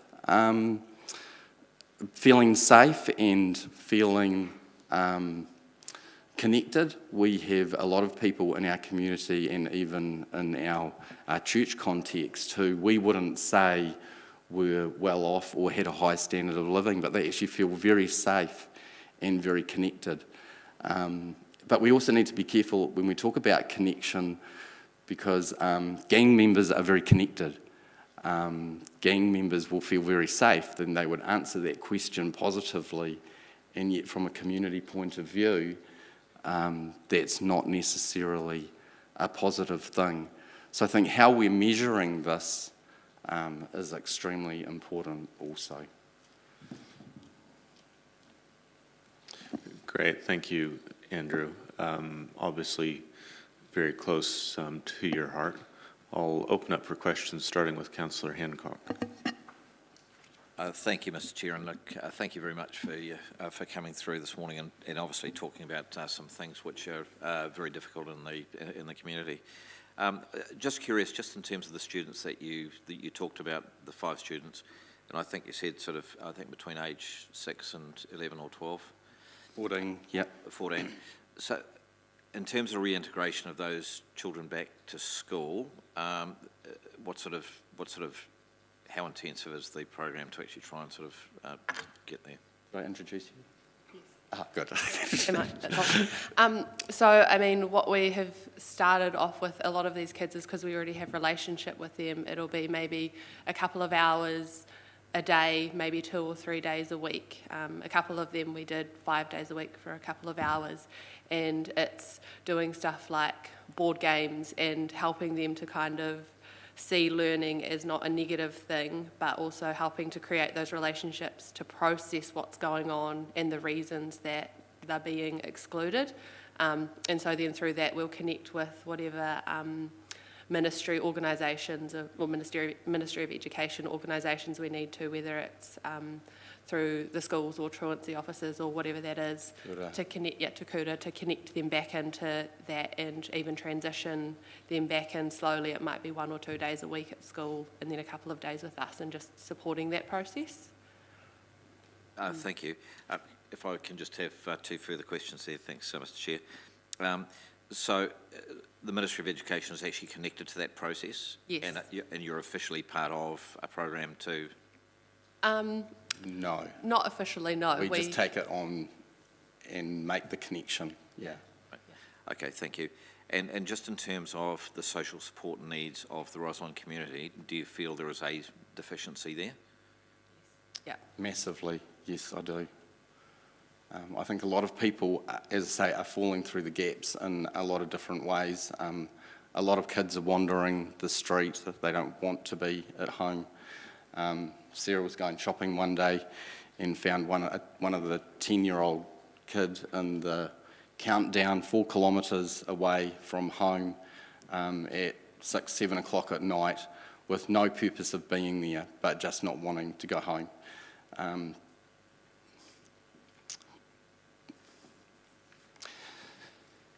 Thank you, Mr. Chair, and thanks very much. Cheers. Thank you, Andrew, and thank you, Sarah, for what you're doing through the House Next Door Trust and for that community. That does bring us to the end of the questions that we have, but your concerns will be referred through to deliberation, so thank you again both. No worries. Thank you for listening. Our next submission will be jumping back up the agenda a little bit to hear from the Manawatu Cricket Association. And welcome James Lovegrove and any others you want to bring to the table.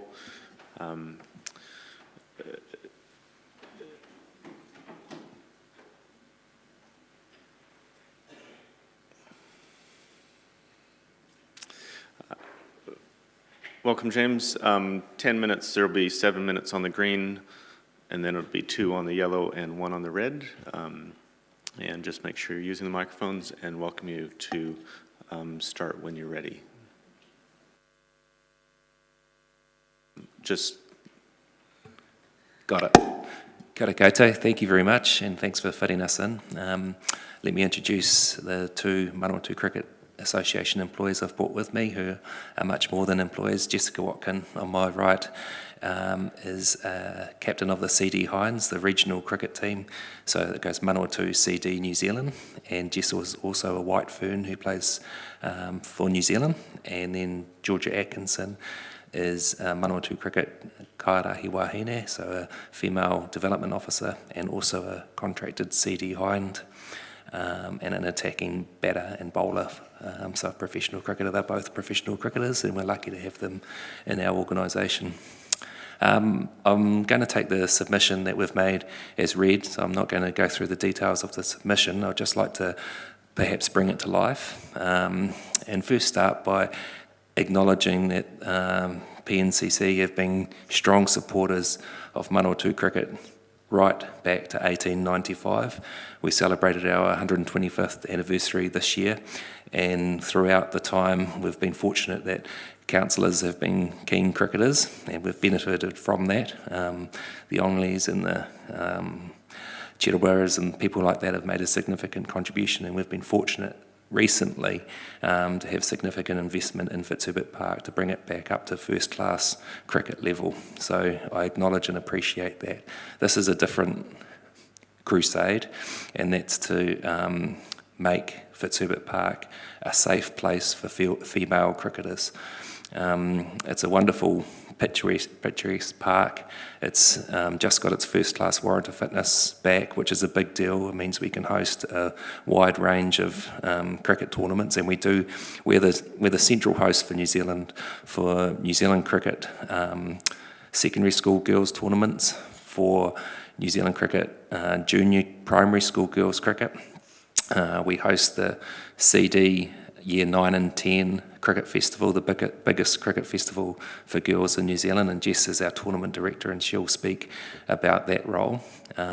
We host the CD Hinds, who are our regional professional women's cricket team, which is fantastic. In the submission, I've outlined the economic and social benefits of female cricket to our region. Unfortunately, we've got a fantastic grandstand built in 1936, and that grandstand is set up for male cricketers.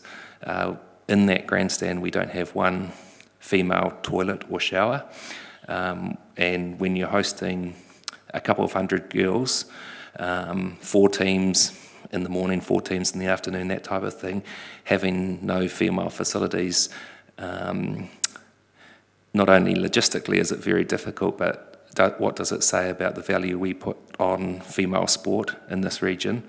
And it's a need that needs to be addressed.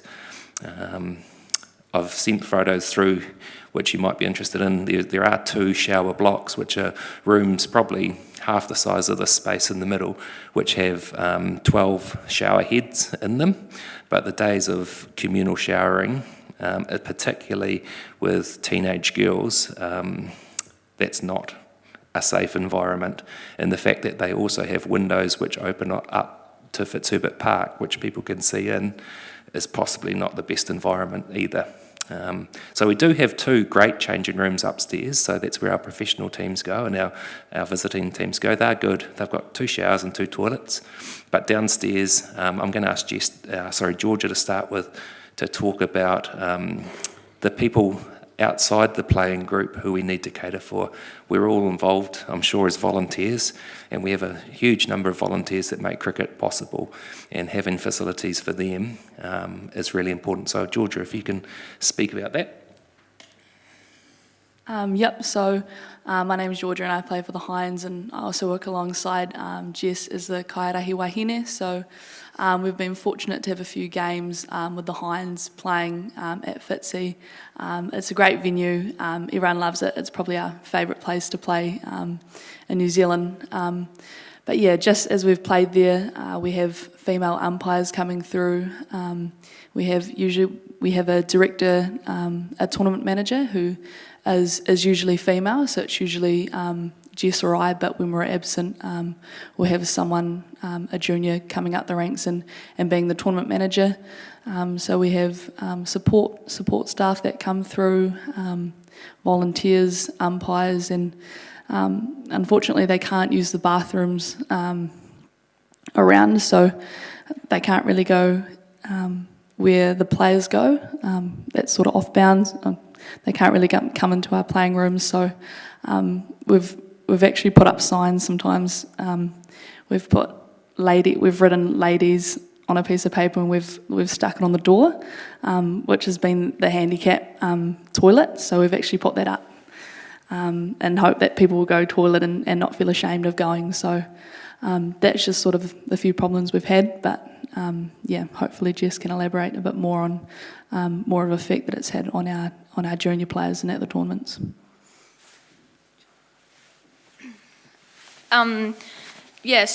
We host the Year 9 and 10 girls tournament, and it brings so many girls to our region, and sometimes it's actually quite embarrassing to think that they have to go and use the male toilets, that's the only option we have for them.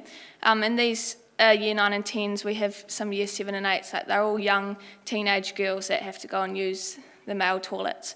And so as a tournament director, it's kind of it's logistically real hard to kind of work out where they can go and shower and stuff like that. But as we have the 2 good changing rooms upstairs, we have 2 teams in there, but then we've also got to find a place for 2 other teams to go get changed, use toilets and things like that.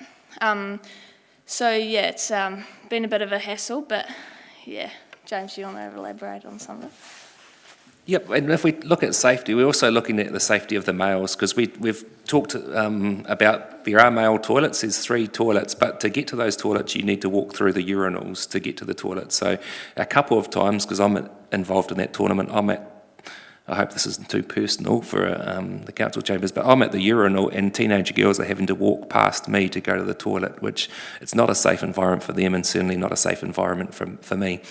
But we've got a problem because it's a good problem. Female sport is strong. The Palmerston North City Council and Manawatu Cricket have really poured our resources and energy into developing female sport, and so that's created a problem of not having the facilities. So to summarise, we really need the council. The council own the grandstand. The grandstand is iconic and it is a fantastic asset.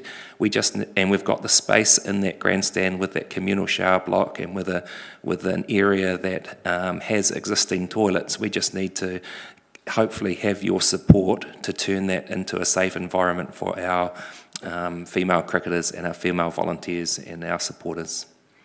Great, thank you. A couple of questions. Councillor Johnson. Thanks, Mr. Chair. Thanks for your presentation. Have you done any costings, plans?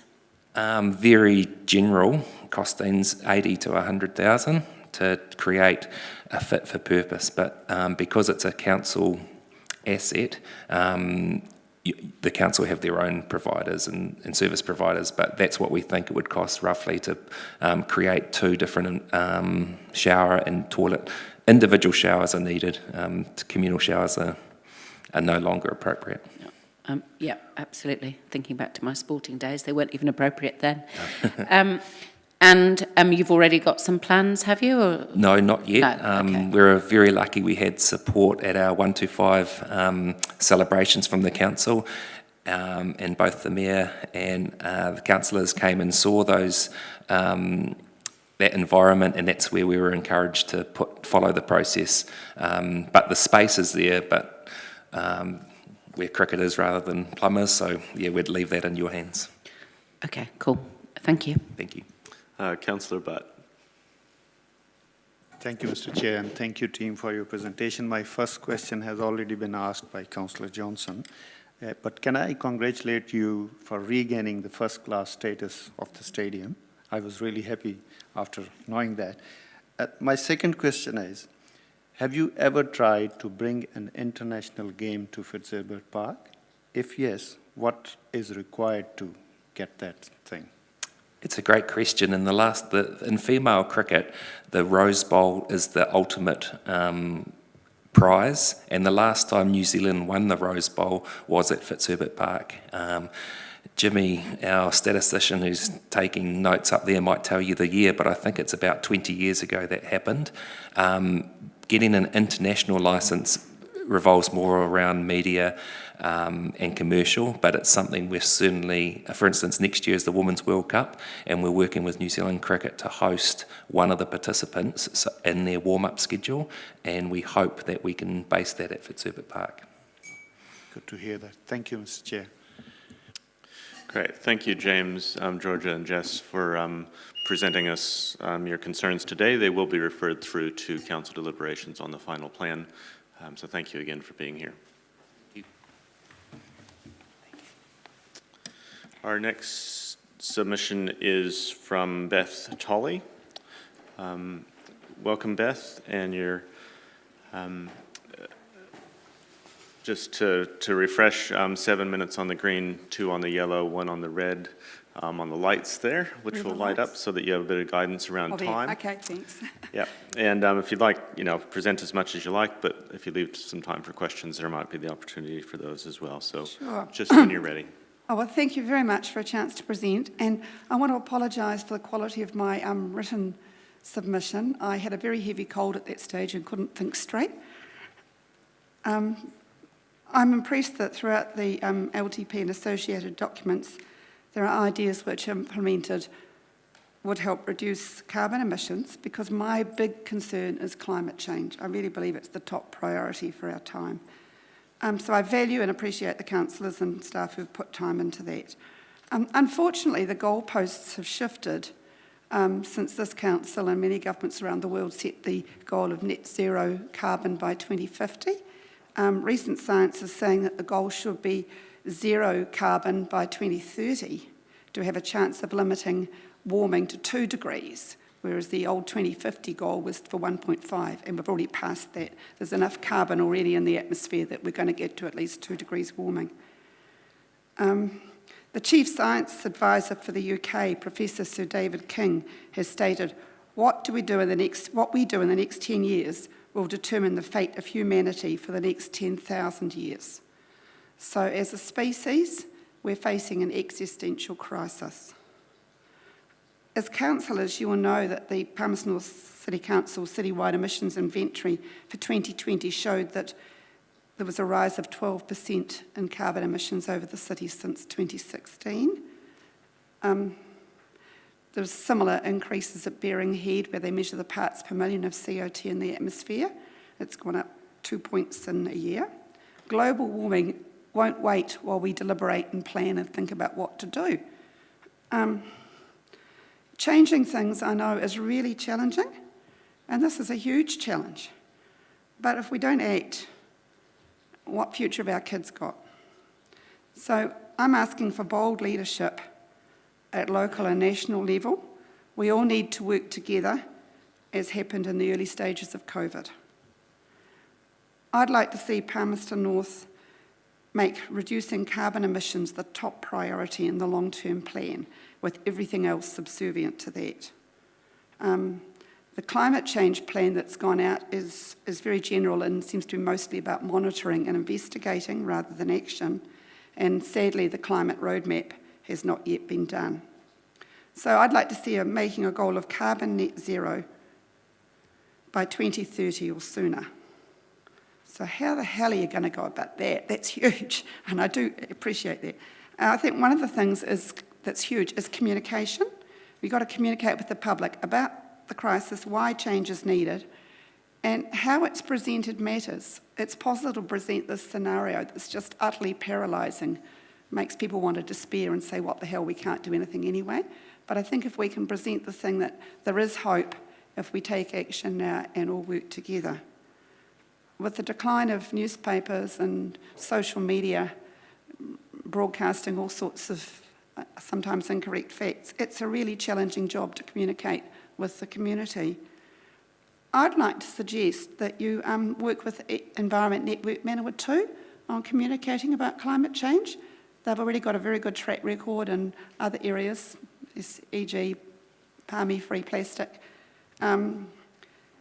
And maybe you could fund them to support a communications person who would focus largely on climate change. I'd also like the City Council to up its communication on climate change, any way you can think of, social media, newspapers, posters and leaflets, and, include each time something about how the climate is warming, why it's a problem, and some examples, or an example of what council is doing about it. And it'd be really great if the Square Circular was restarted and there was a column each time it came out about climate change and where we're at the moment. To get support for taking bold change, it might be helpful to have some citizens' assemblies on different aspects of climate change, where a group of citizens are chosen randomly and invited to come and hear some experts talk about that particular aspect of climate change, and then make recommendations and advice to council and support council to act positively. And I'd like council just to keep on improving their own internal CO2 emissions. I know you've been doing a great job in reducing that, and please keep doing it. So with what time's left, I'd like to focus on just one aspect of climate change, transport, and I'd like to see Palmerston North become car-free by 2030. Cities in Europe are doing this. Heidelberg, if you want to look it up on the net, is one. So I suggest a goal of reducing car use in Palmerston North by 80% in the next 5 years, stop private car use in the CBD with an exception of people with mobility difficulties, and aim to have 90% of Palmerston North's people travelling either in buses or using active transport to get around the city. And change the city planning regulations and building permits to minimise energy use and decrease the distance that people and goods have to travel.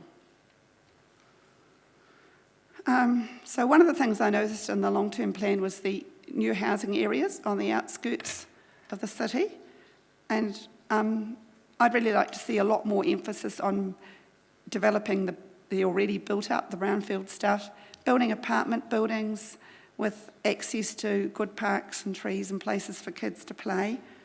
And if there are new developments on the edge of the city, design them so that a private car isn't necessary, that with bike lanes and bus services, a family can manage well without it.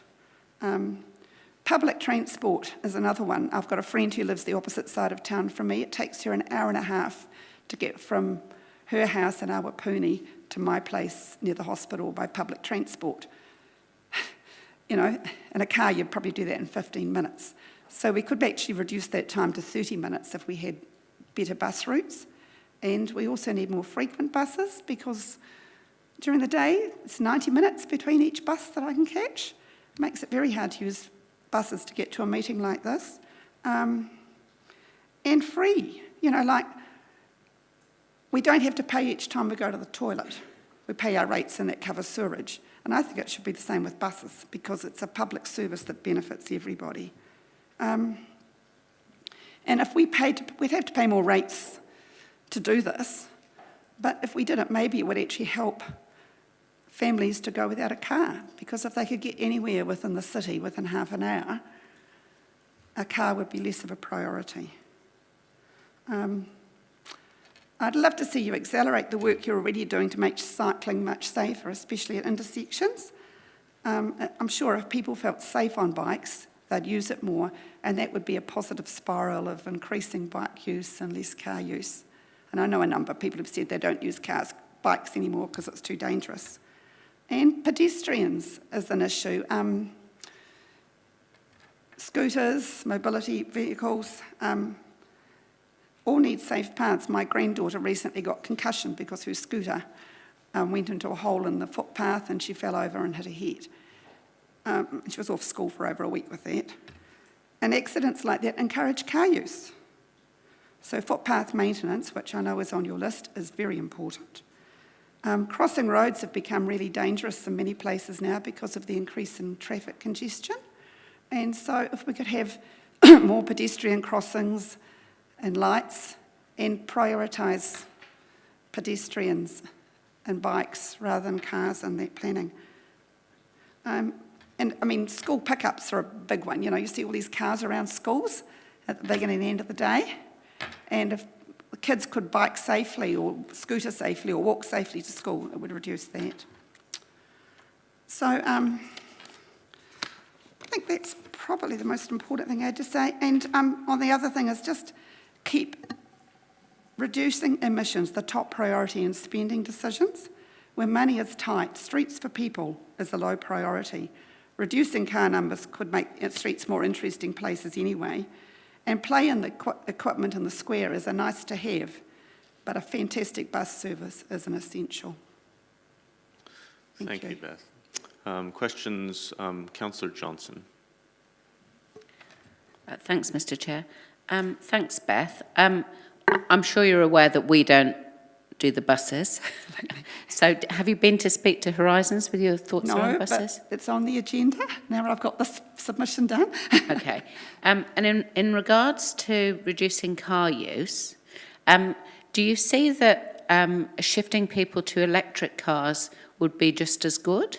Because I think that the targets that you talked about there of, you know, reducing car use to that degree, I think we would be struggling with that. So what's your thought around electric car use I as think they're opposed to much no better car than use? internal combustion engines, but there's still the carbon involved in making them and the lithium mining, all of which uses carbon. So it might be a good transition tool, but I don't see it as a long-term solution. Okay, thank you. Thank you, Beth, for your submission, and we'll refer that through to deliberations on the final plan. Thank you. Thank you. Our next submitter is the Manawatu Food and Fibre Forum, and we have Coralie Matina, and I believe Pete and Braden joining as well. So I'll just give you a moment to get settled in there.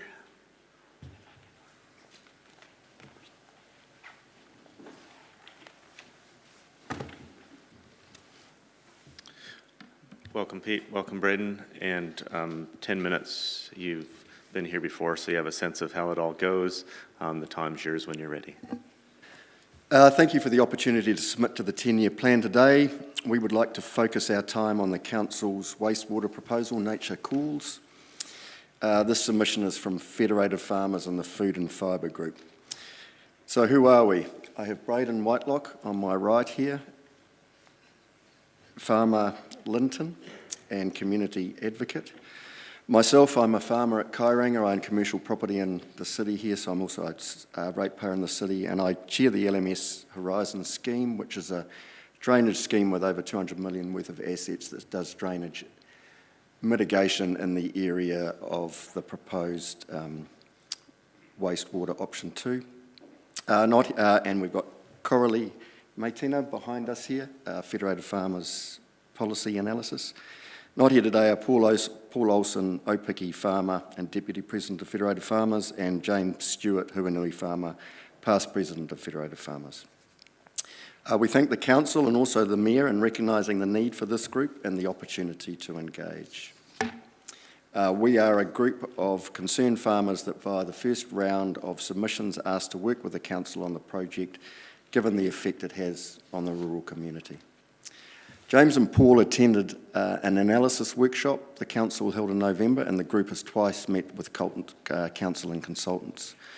Whilst we appreciate these opportunities, we do consider we have not seen enough detail that we would have hoped for, and because of this, we're looking forward to having ongoing engagement to ensure we can effectively represent the concerns of the rural community. So here's some quick observations in brief, and we'll take our submission as read, and I'm sure you're all quite familiar with the options under the wastewater proposals.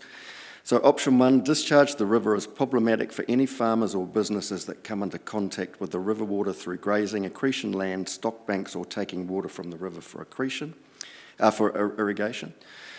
Most farm compliance programs exclude selling produce from pasture grown that comes into contact with any form of human wastewater. Newly introduced legislation around farm environmental plans will ensure that the compliance requirements this will be adhered to. So sensibly, in option 1, you need to price in the possibility that farmers currently on accretion land and using irrigation water mightn't be able to carry on their farming practices at a huge cost to them, so you may have to price in purchasing that land. Option 2, the modelling here needs a lot of work, and we suspect when that's done it will rule it out. And I'll just list a few points. No work has been done on designating the actual area for the irrigation, and we know there are limited areas that actually meet the soil types required under the proposal. Most of the proposed land is drained swampland with high water table and many aquifers at differing levels underneath, supplying drinking water to homes, and includes Palmerston North. We don't want a repeat of Ohakia and Hastings. The produce grown on most of this irrigated land is unlikely to be saleable to most farms, as it will fall outside their farm compliance programs.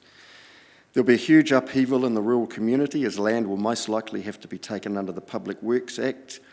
We're aware of farmers investigating legal issues already, and we've chosen today not to fill the room with angry farmers. We could have. There's quite a bit of feeling in the community. We know from our meetings with the consultants that some of the submissions in this model are flawed. Inappropriate plant species are proposed, for example, because they take up a large amount of nitrogen, a nutrient, but they won't grow in the Manawatu area. Wastewater experts with local knowledge have approached us to say the proposed water applications just won't work, and we know that there's other schemes around in New Zealand, smaller ones, that are failing. We know the local community hasn't been consulted. We did a mail drop, and 2 days later we filled a room with 70 people who had no idea about any of these proposals, and this is people whose land could be taken under this proposal too.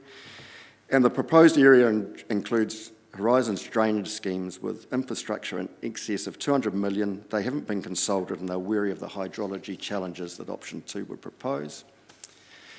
Option 3, we have limited knowledge here, except that your own consultants have told us an offshore pipeline is well accepted and researched in New Zealand. Most New Zealand urban areas in New Zealand discharge to the sea, and it works well when done properly, and it appears to us this would be a great opportunity to take a regional approach to the wastewater problem we have in the region, not just Palmerston North.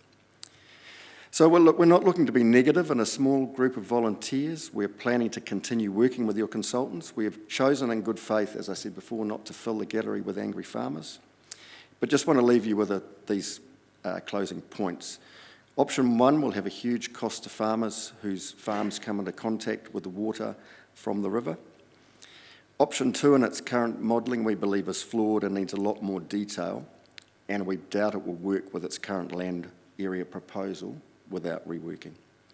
And option 3 looks like a great regional opportunity. Affected landowners haven't been consulted, and we hope there will be an opportunity for those who have submitted to present to the council before you make the decision.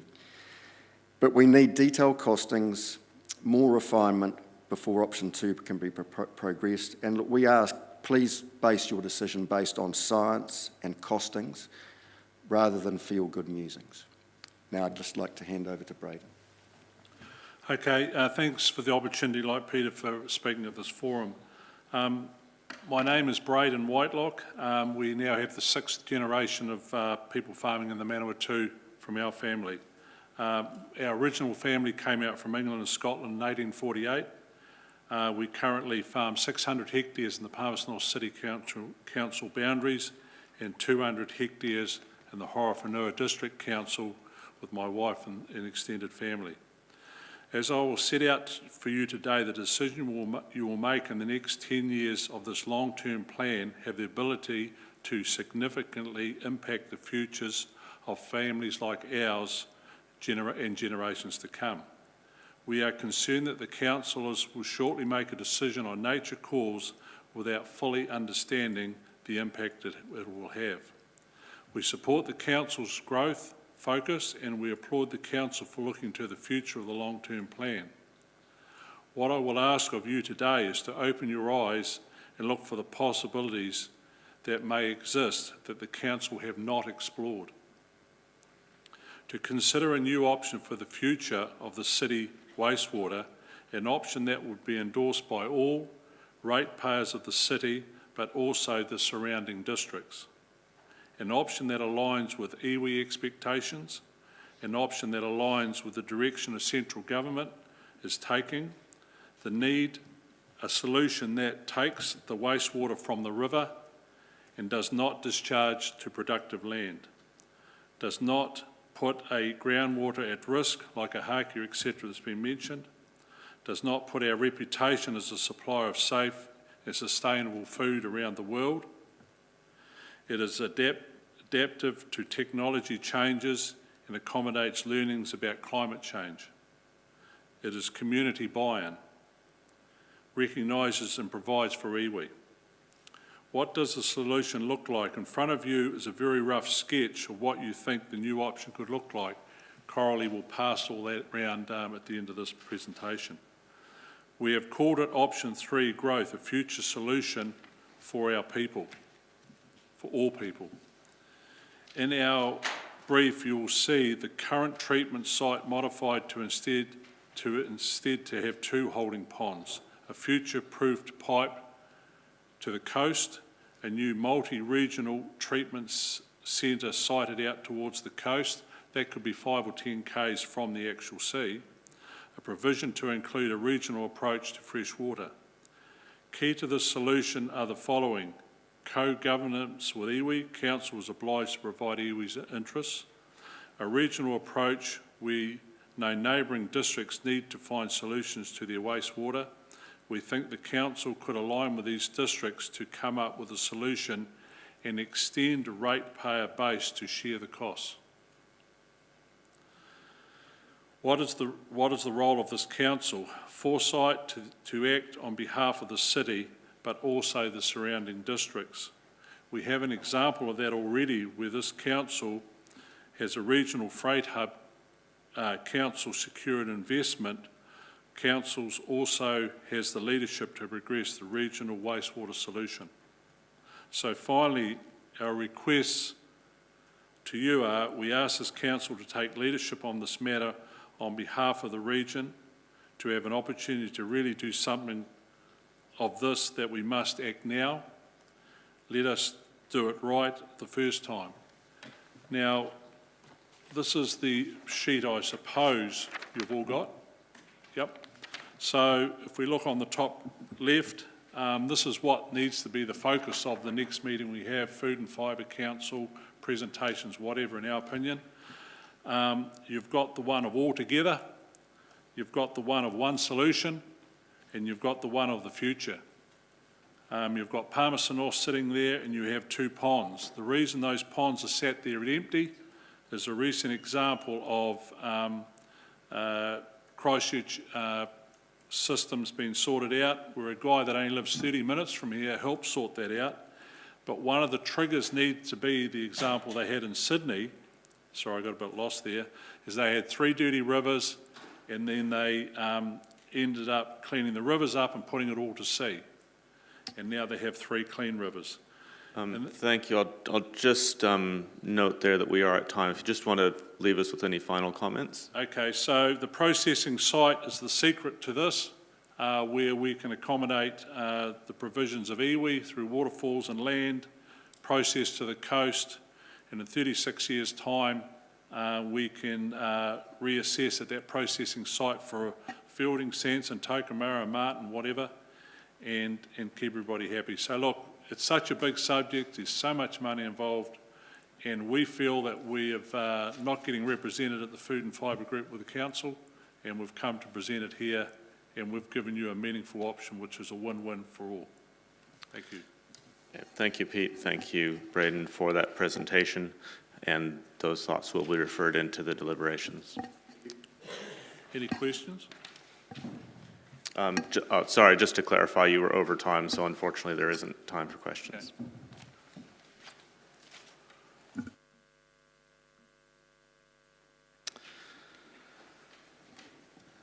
That brings us to our next submission, which is from the Square Edge Community Arts, and welcome Karen Seacombe and others to the table. Colleagues, this is submission 523.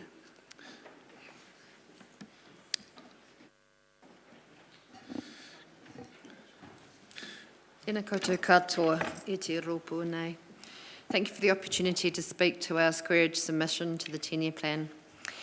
My name is Karen Seacombe and I'm the Artistic Director of Square Edge. With me is Veronica Cozy, who's a representative of our board.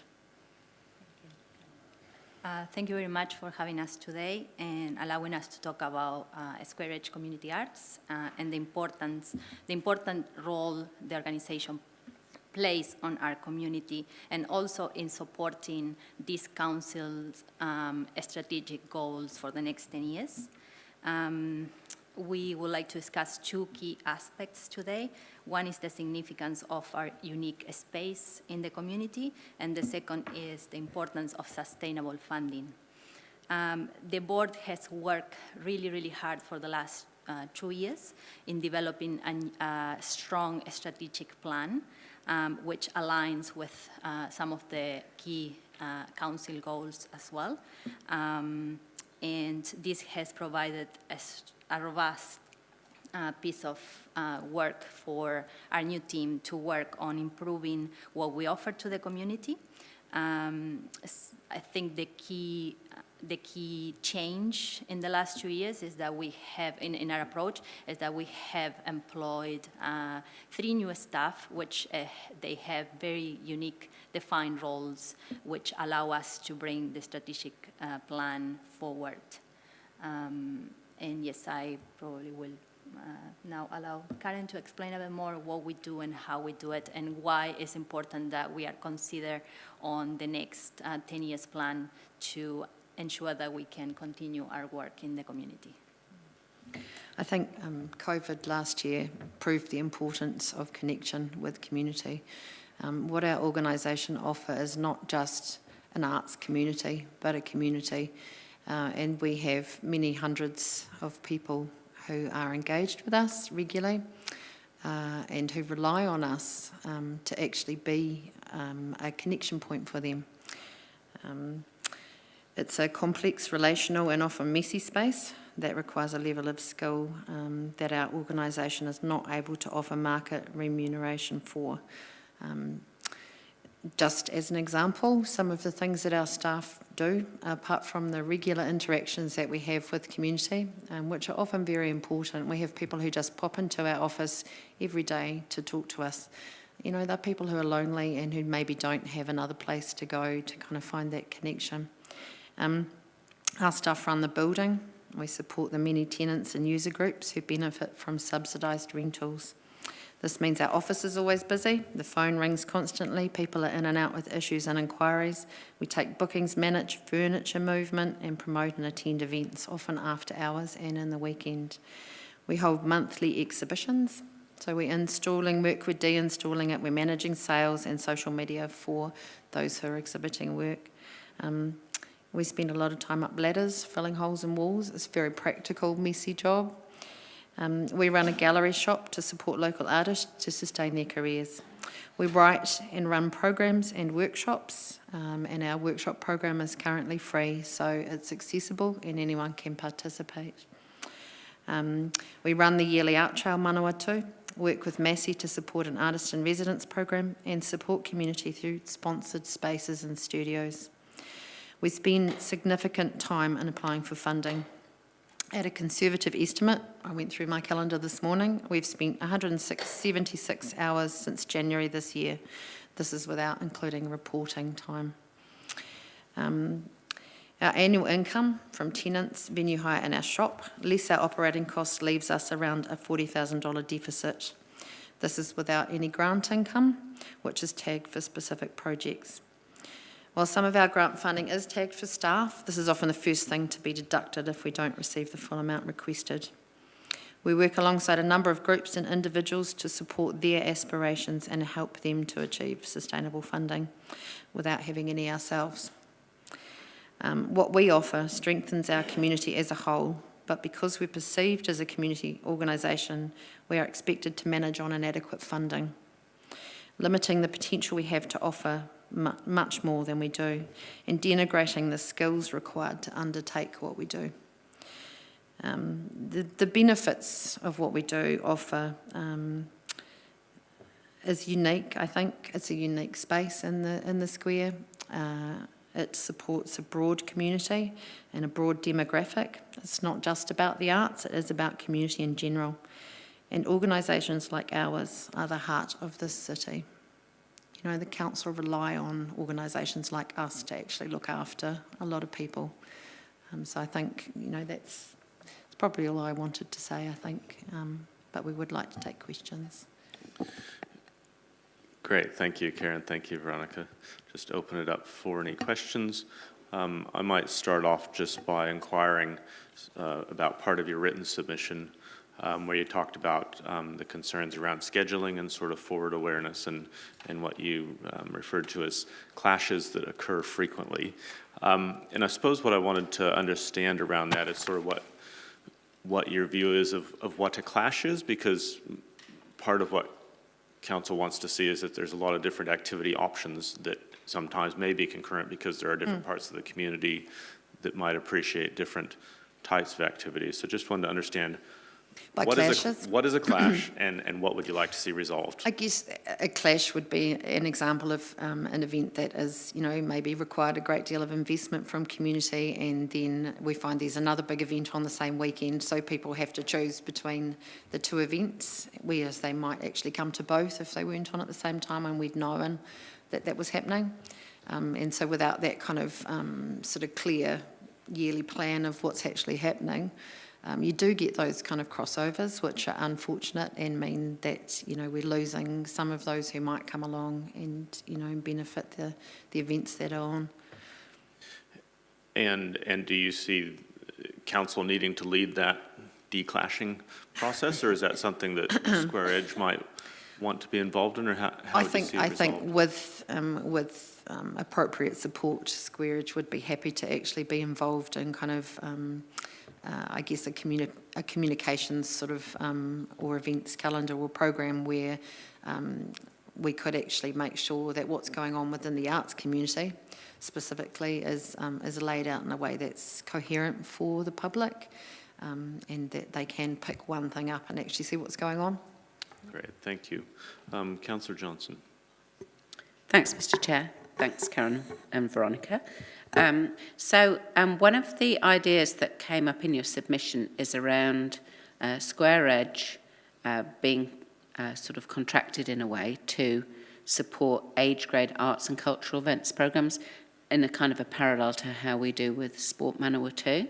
Yes. And you'll be aware that last year the arts funding was able to be cut because it wasn't contracted to any particular organisation. So if that were to happen, would, I mean, how much time and effort would that take up, and how would you need to fund that sort of staff effort, if you know what I mean, or to manage that fund? I mean, it's like the Art Trail Manawatu. Currently, we roll it into what we already do. if our organisation wasn't spending so much time applying for funding, then we can actually do our role more effectively, and we would have time to actually be undertaking these kinds of activities, which would benefit, far more. So if we were to consider that, we'd also have to consider the request for the sustainable funding, is that what you're saying? Yeah. Okay, I think so. I mean, basically, without sustainable funding, a great deal of my role is applying for funding, and I don't feel it utilises our capacity as an organisation effectively just to be applying for funding all the time or reporting on it. Yeah. Thank you. Thanks. Okay, well, thank you, Karen, and thank you, Veronica, for your submission and all the incredible work that happens through yourselves and the groups there in Square Edge. Is greatly appreciated, and we will be referring this through to our final deliberations. Thank you, Mr. Chair. Thank you. That brings us to the submission from Social Credit New Zealand Western Division, and welcome Heather Smith, and I believe Denise Lockett joining as well. So you've been in the gallery a bit, so have observed things, but microphones in front of you there, make sure they're on. You've got 10 minutes signaled with 7 on green, 2 on yellow, and 1 on red. And again, if you'd like time for questions, would encourage you to leave some time for those. The time is yours when you're ready. Welcome. Thank you, Mr. Chairman. Can you hear me? Just make sure you've pressed the button and the green light is lit up. The green light is on now. Thank Fantastic. you. Thank you, Mr. Chairman. Well, my name is Heather Marion Smith, and beside me is Denise Lockett. We're both from the pretty city of Wanganui.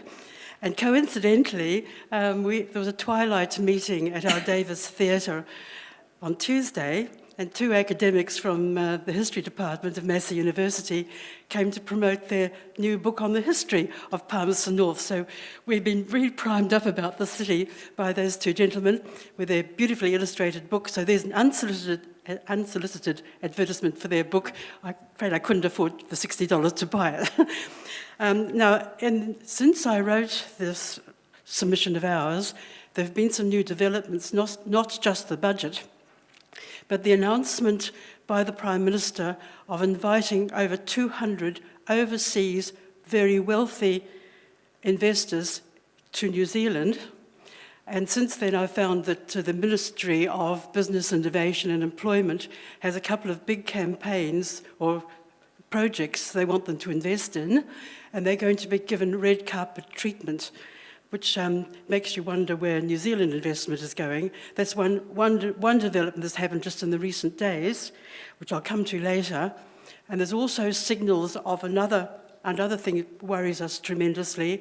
And I'm taking this opportunity to get this into the public domain by inviting Denise Lockett to speak to you shortly, because she is one of New Zealand's leading campaigners against the TPPA.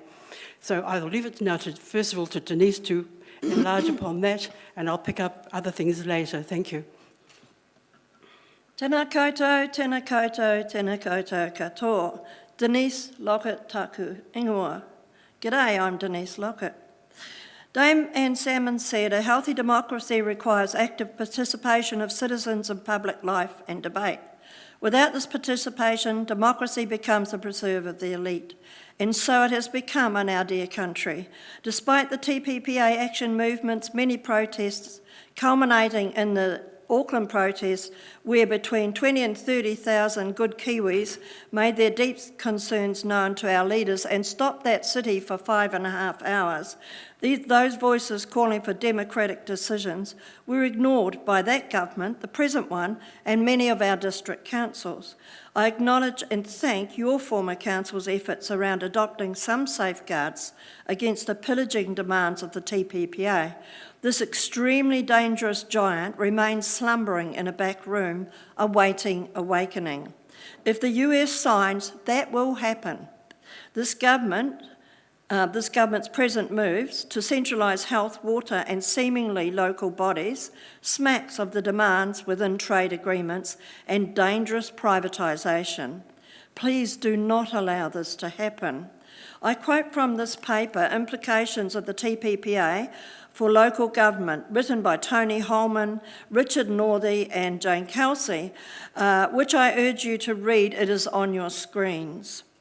Investors from TPPA countries will have the power to challenge local government decisions that damage their commercial interests, including disputed procurement or PPP contracts, planning and consent processes, or blocking price increases for utilities like water and sanitation. Some of these conditions will be in future contracts that are being negotiated at this time, including this one, RCEP, nothing to see and everything to see. These dangers are still there for local government. Special rights for foreign investors can be enforced through the controversial ISDS process. Even where local government believes it's legally correct, this uncertainty and costs of defending a dispute can sap a government's resolve, known as the chilling effect.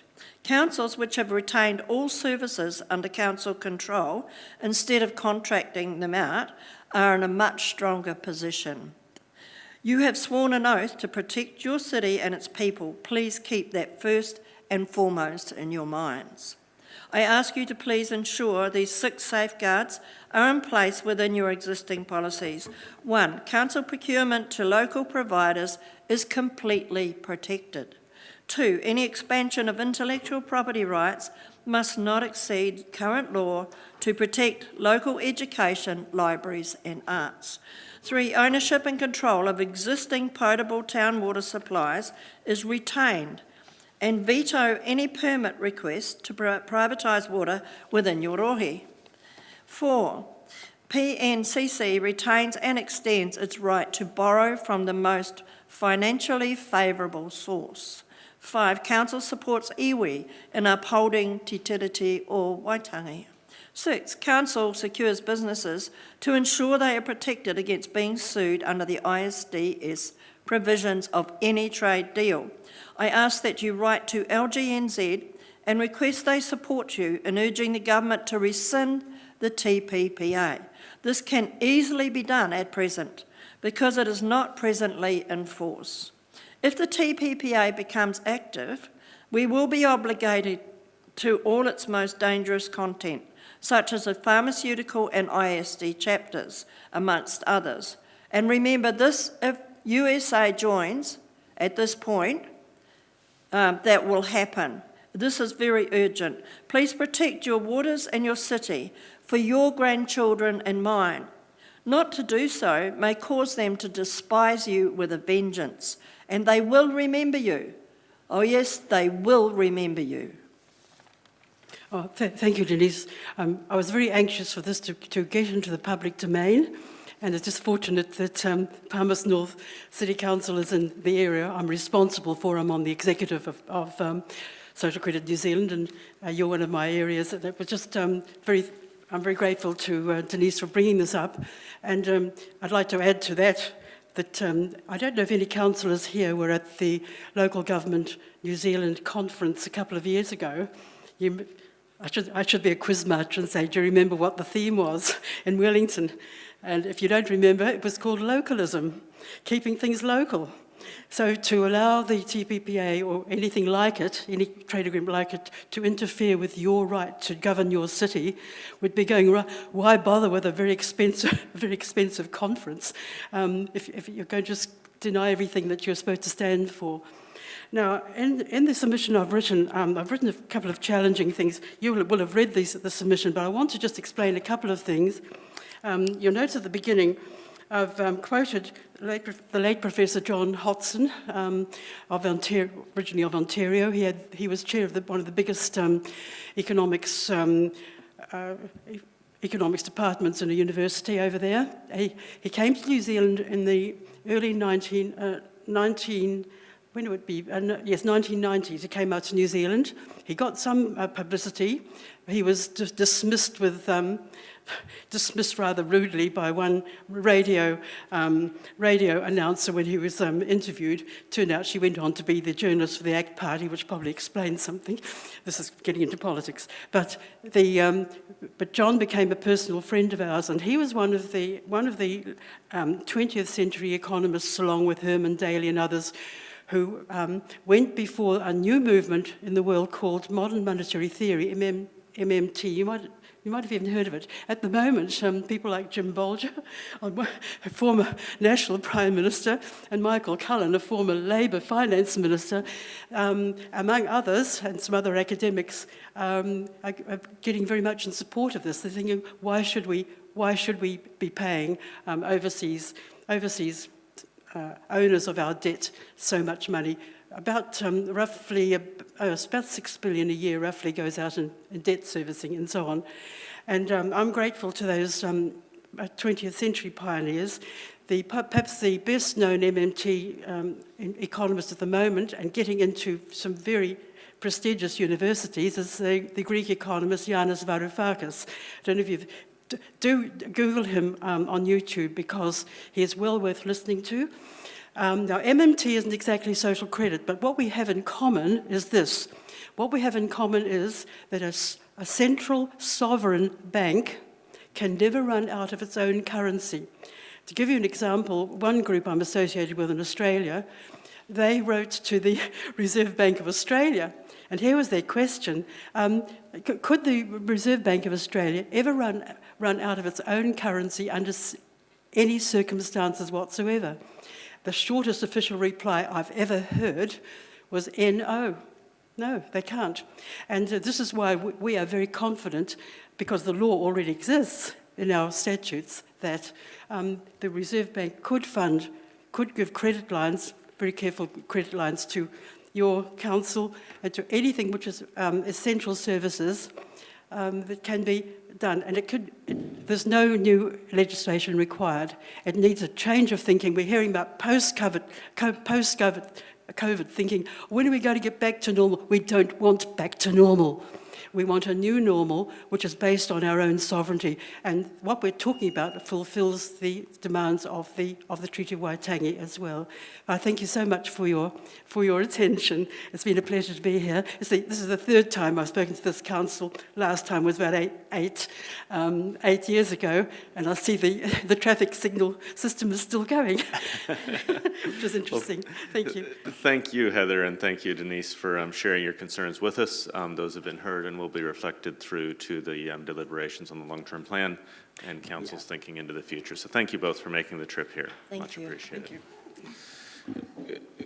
Colleagues, that brings us to the end of this morning's hearings, and in fact to the end of the morning. We will adjourn until 1 o'clock, when we will commence our business again. Nō reira, tēnā koutou, tēnā koutou, tēnā tātou katoa.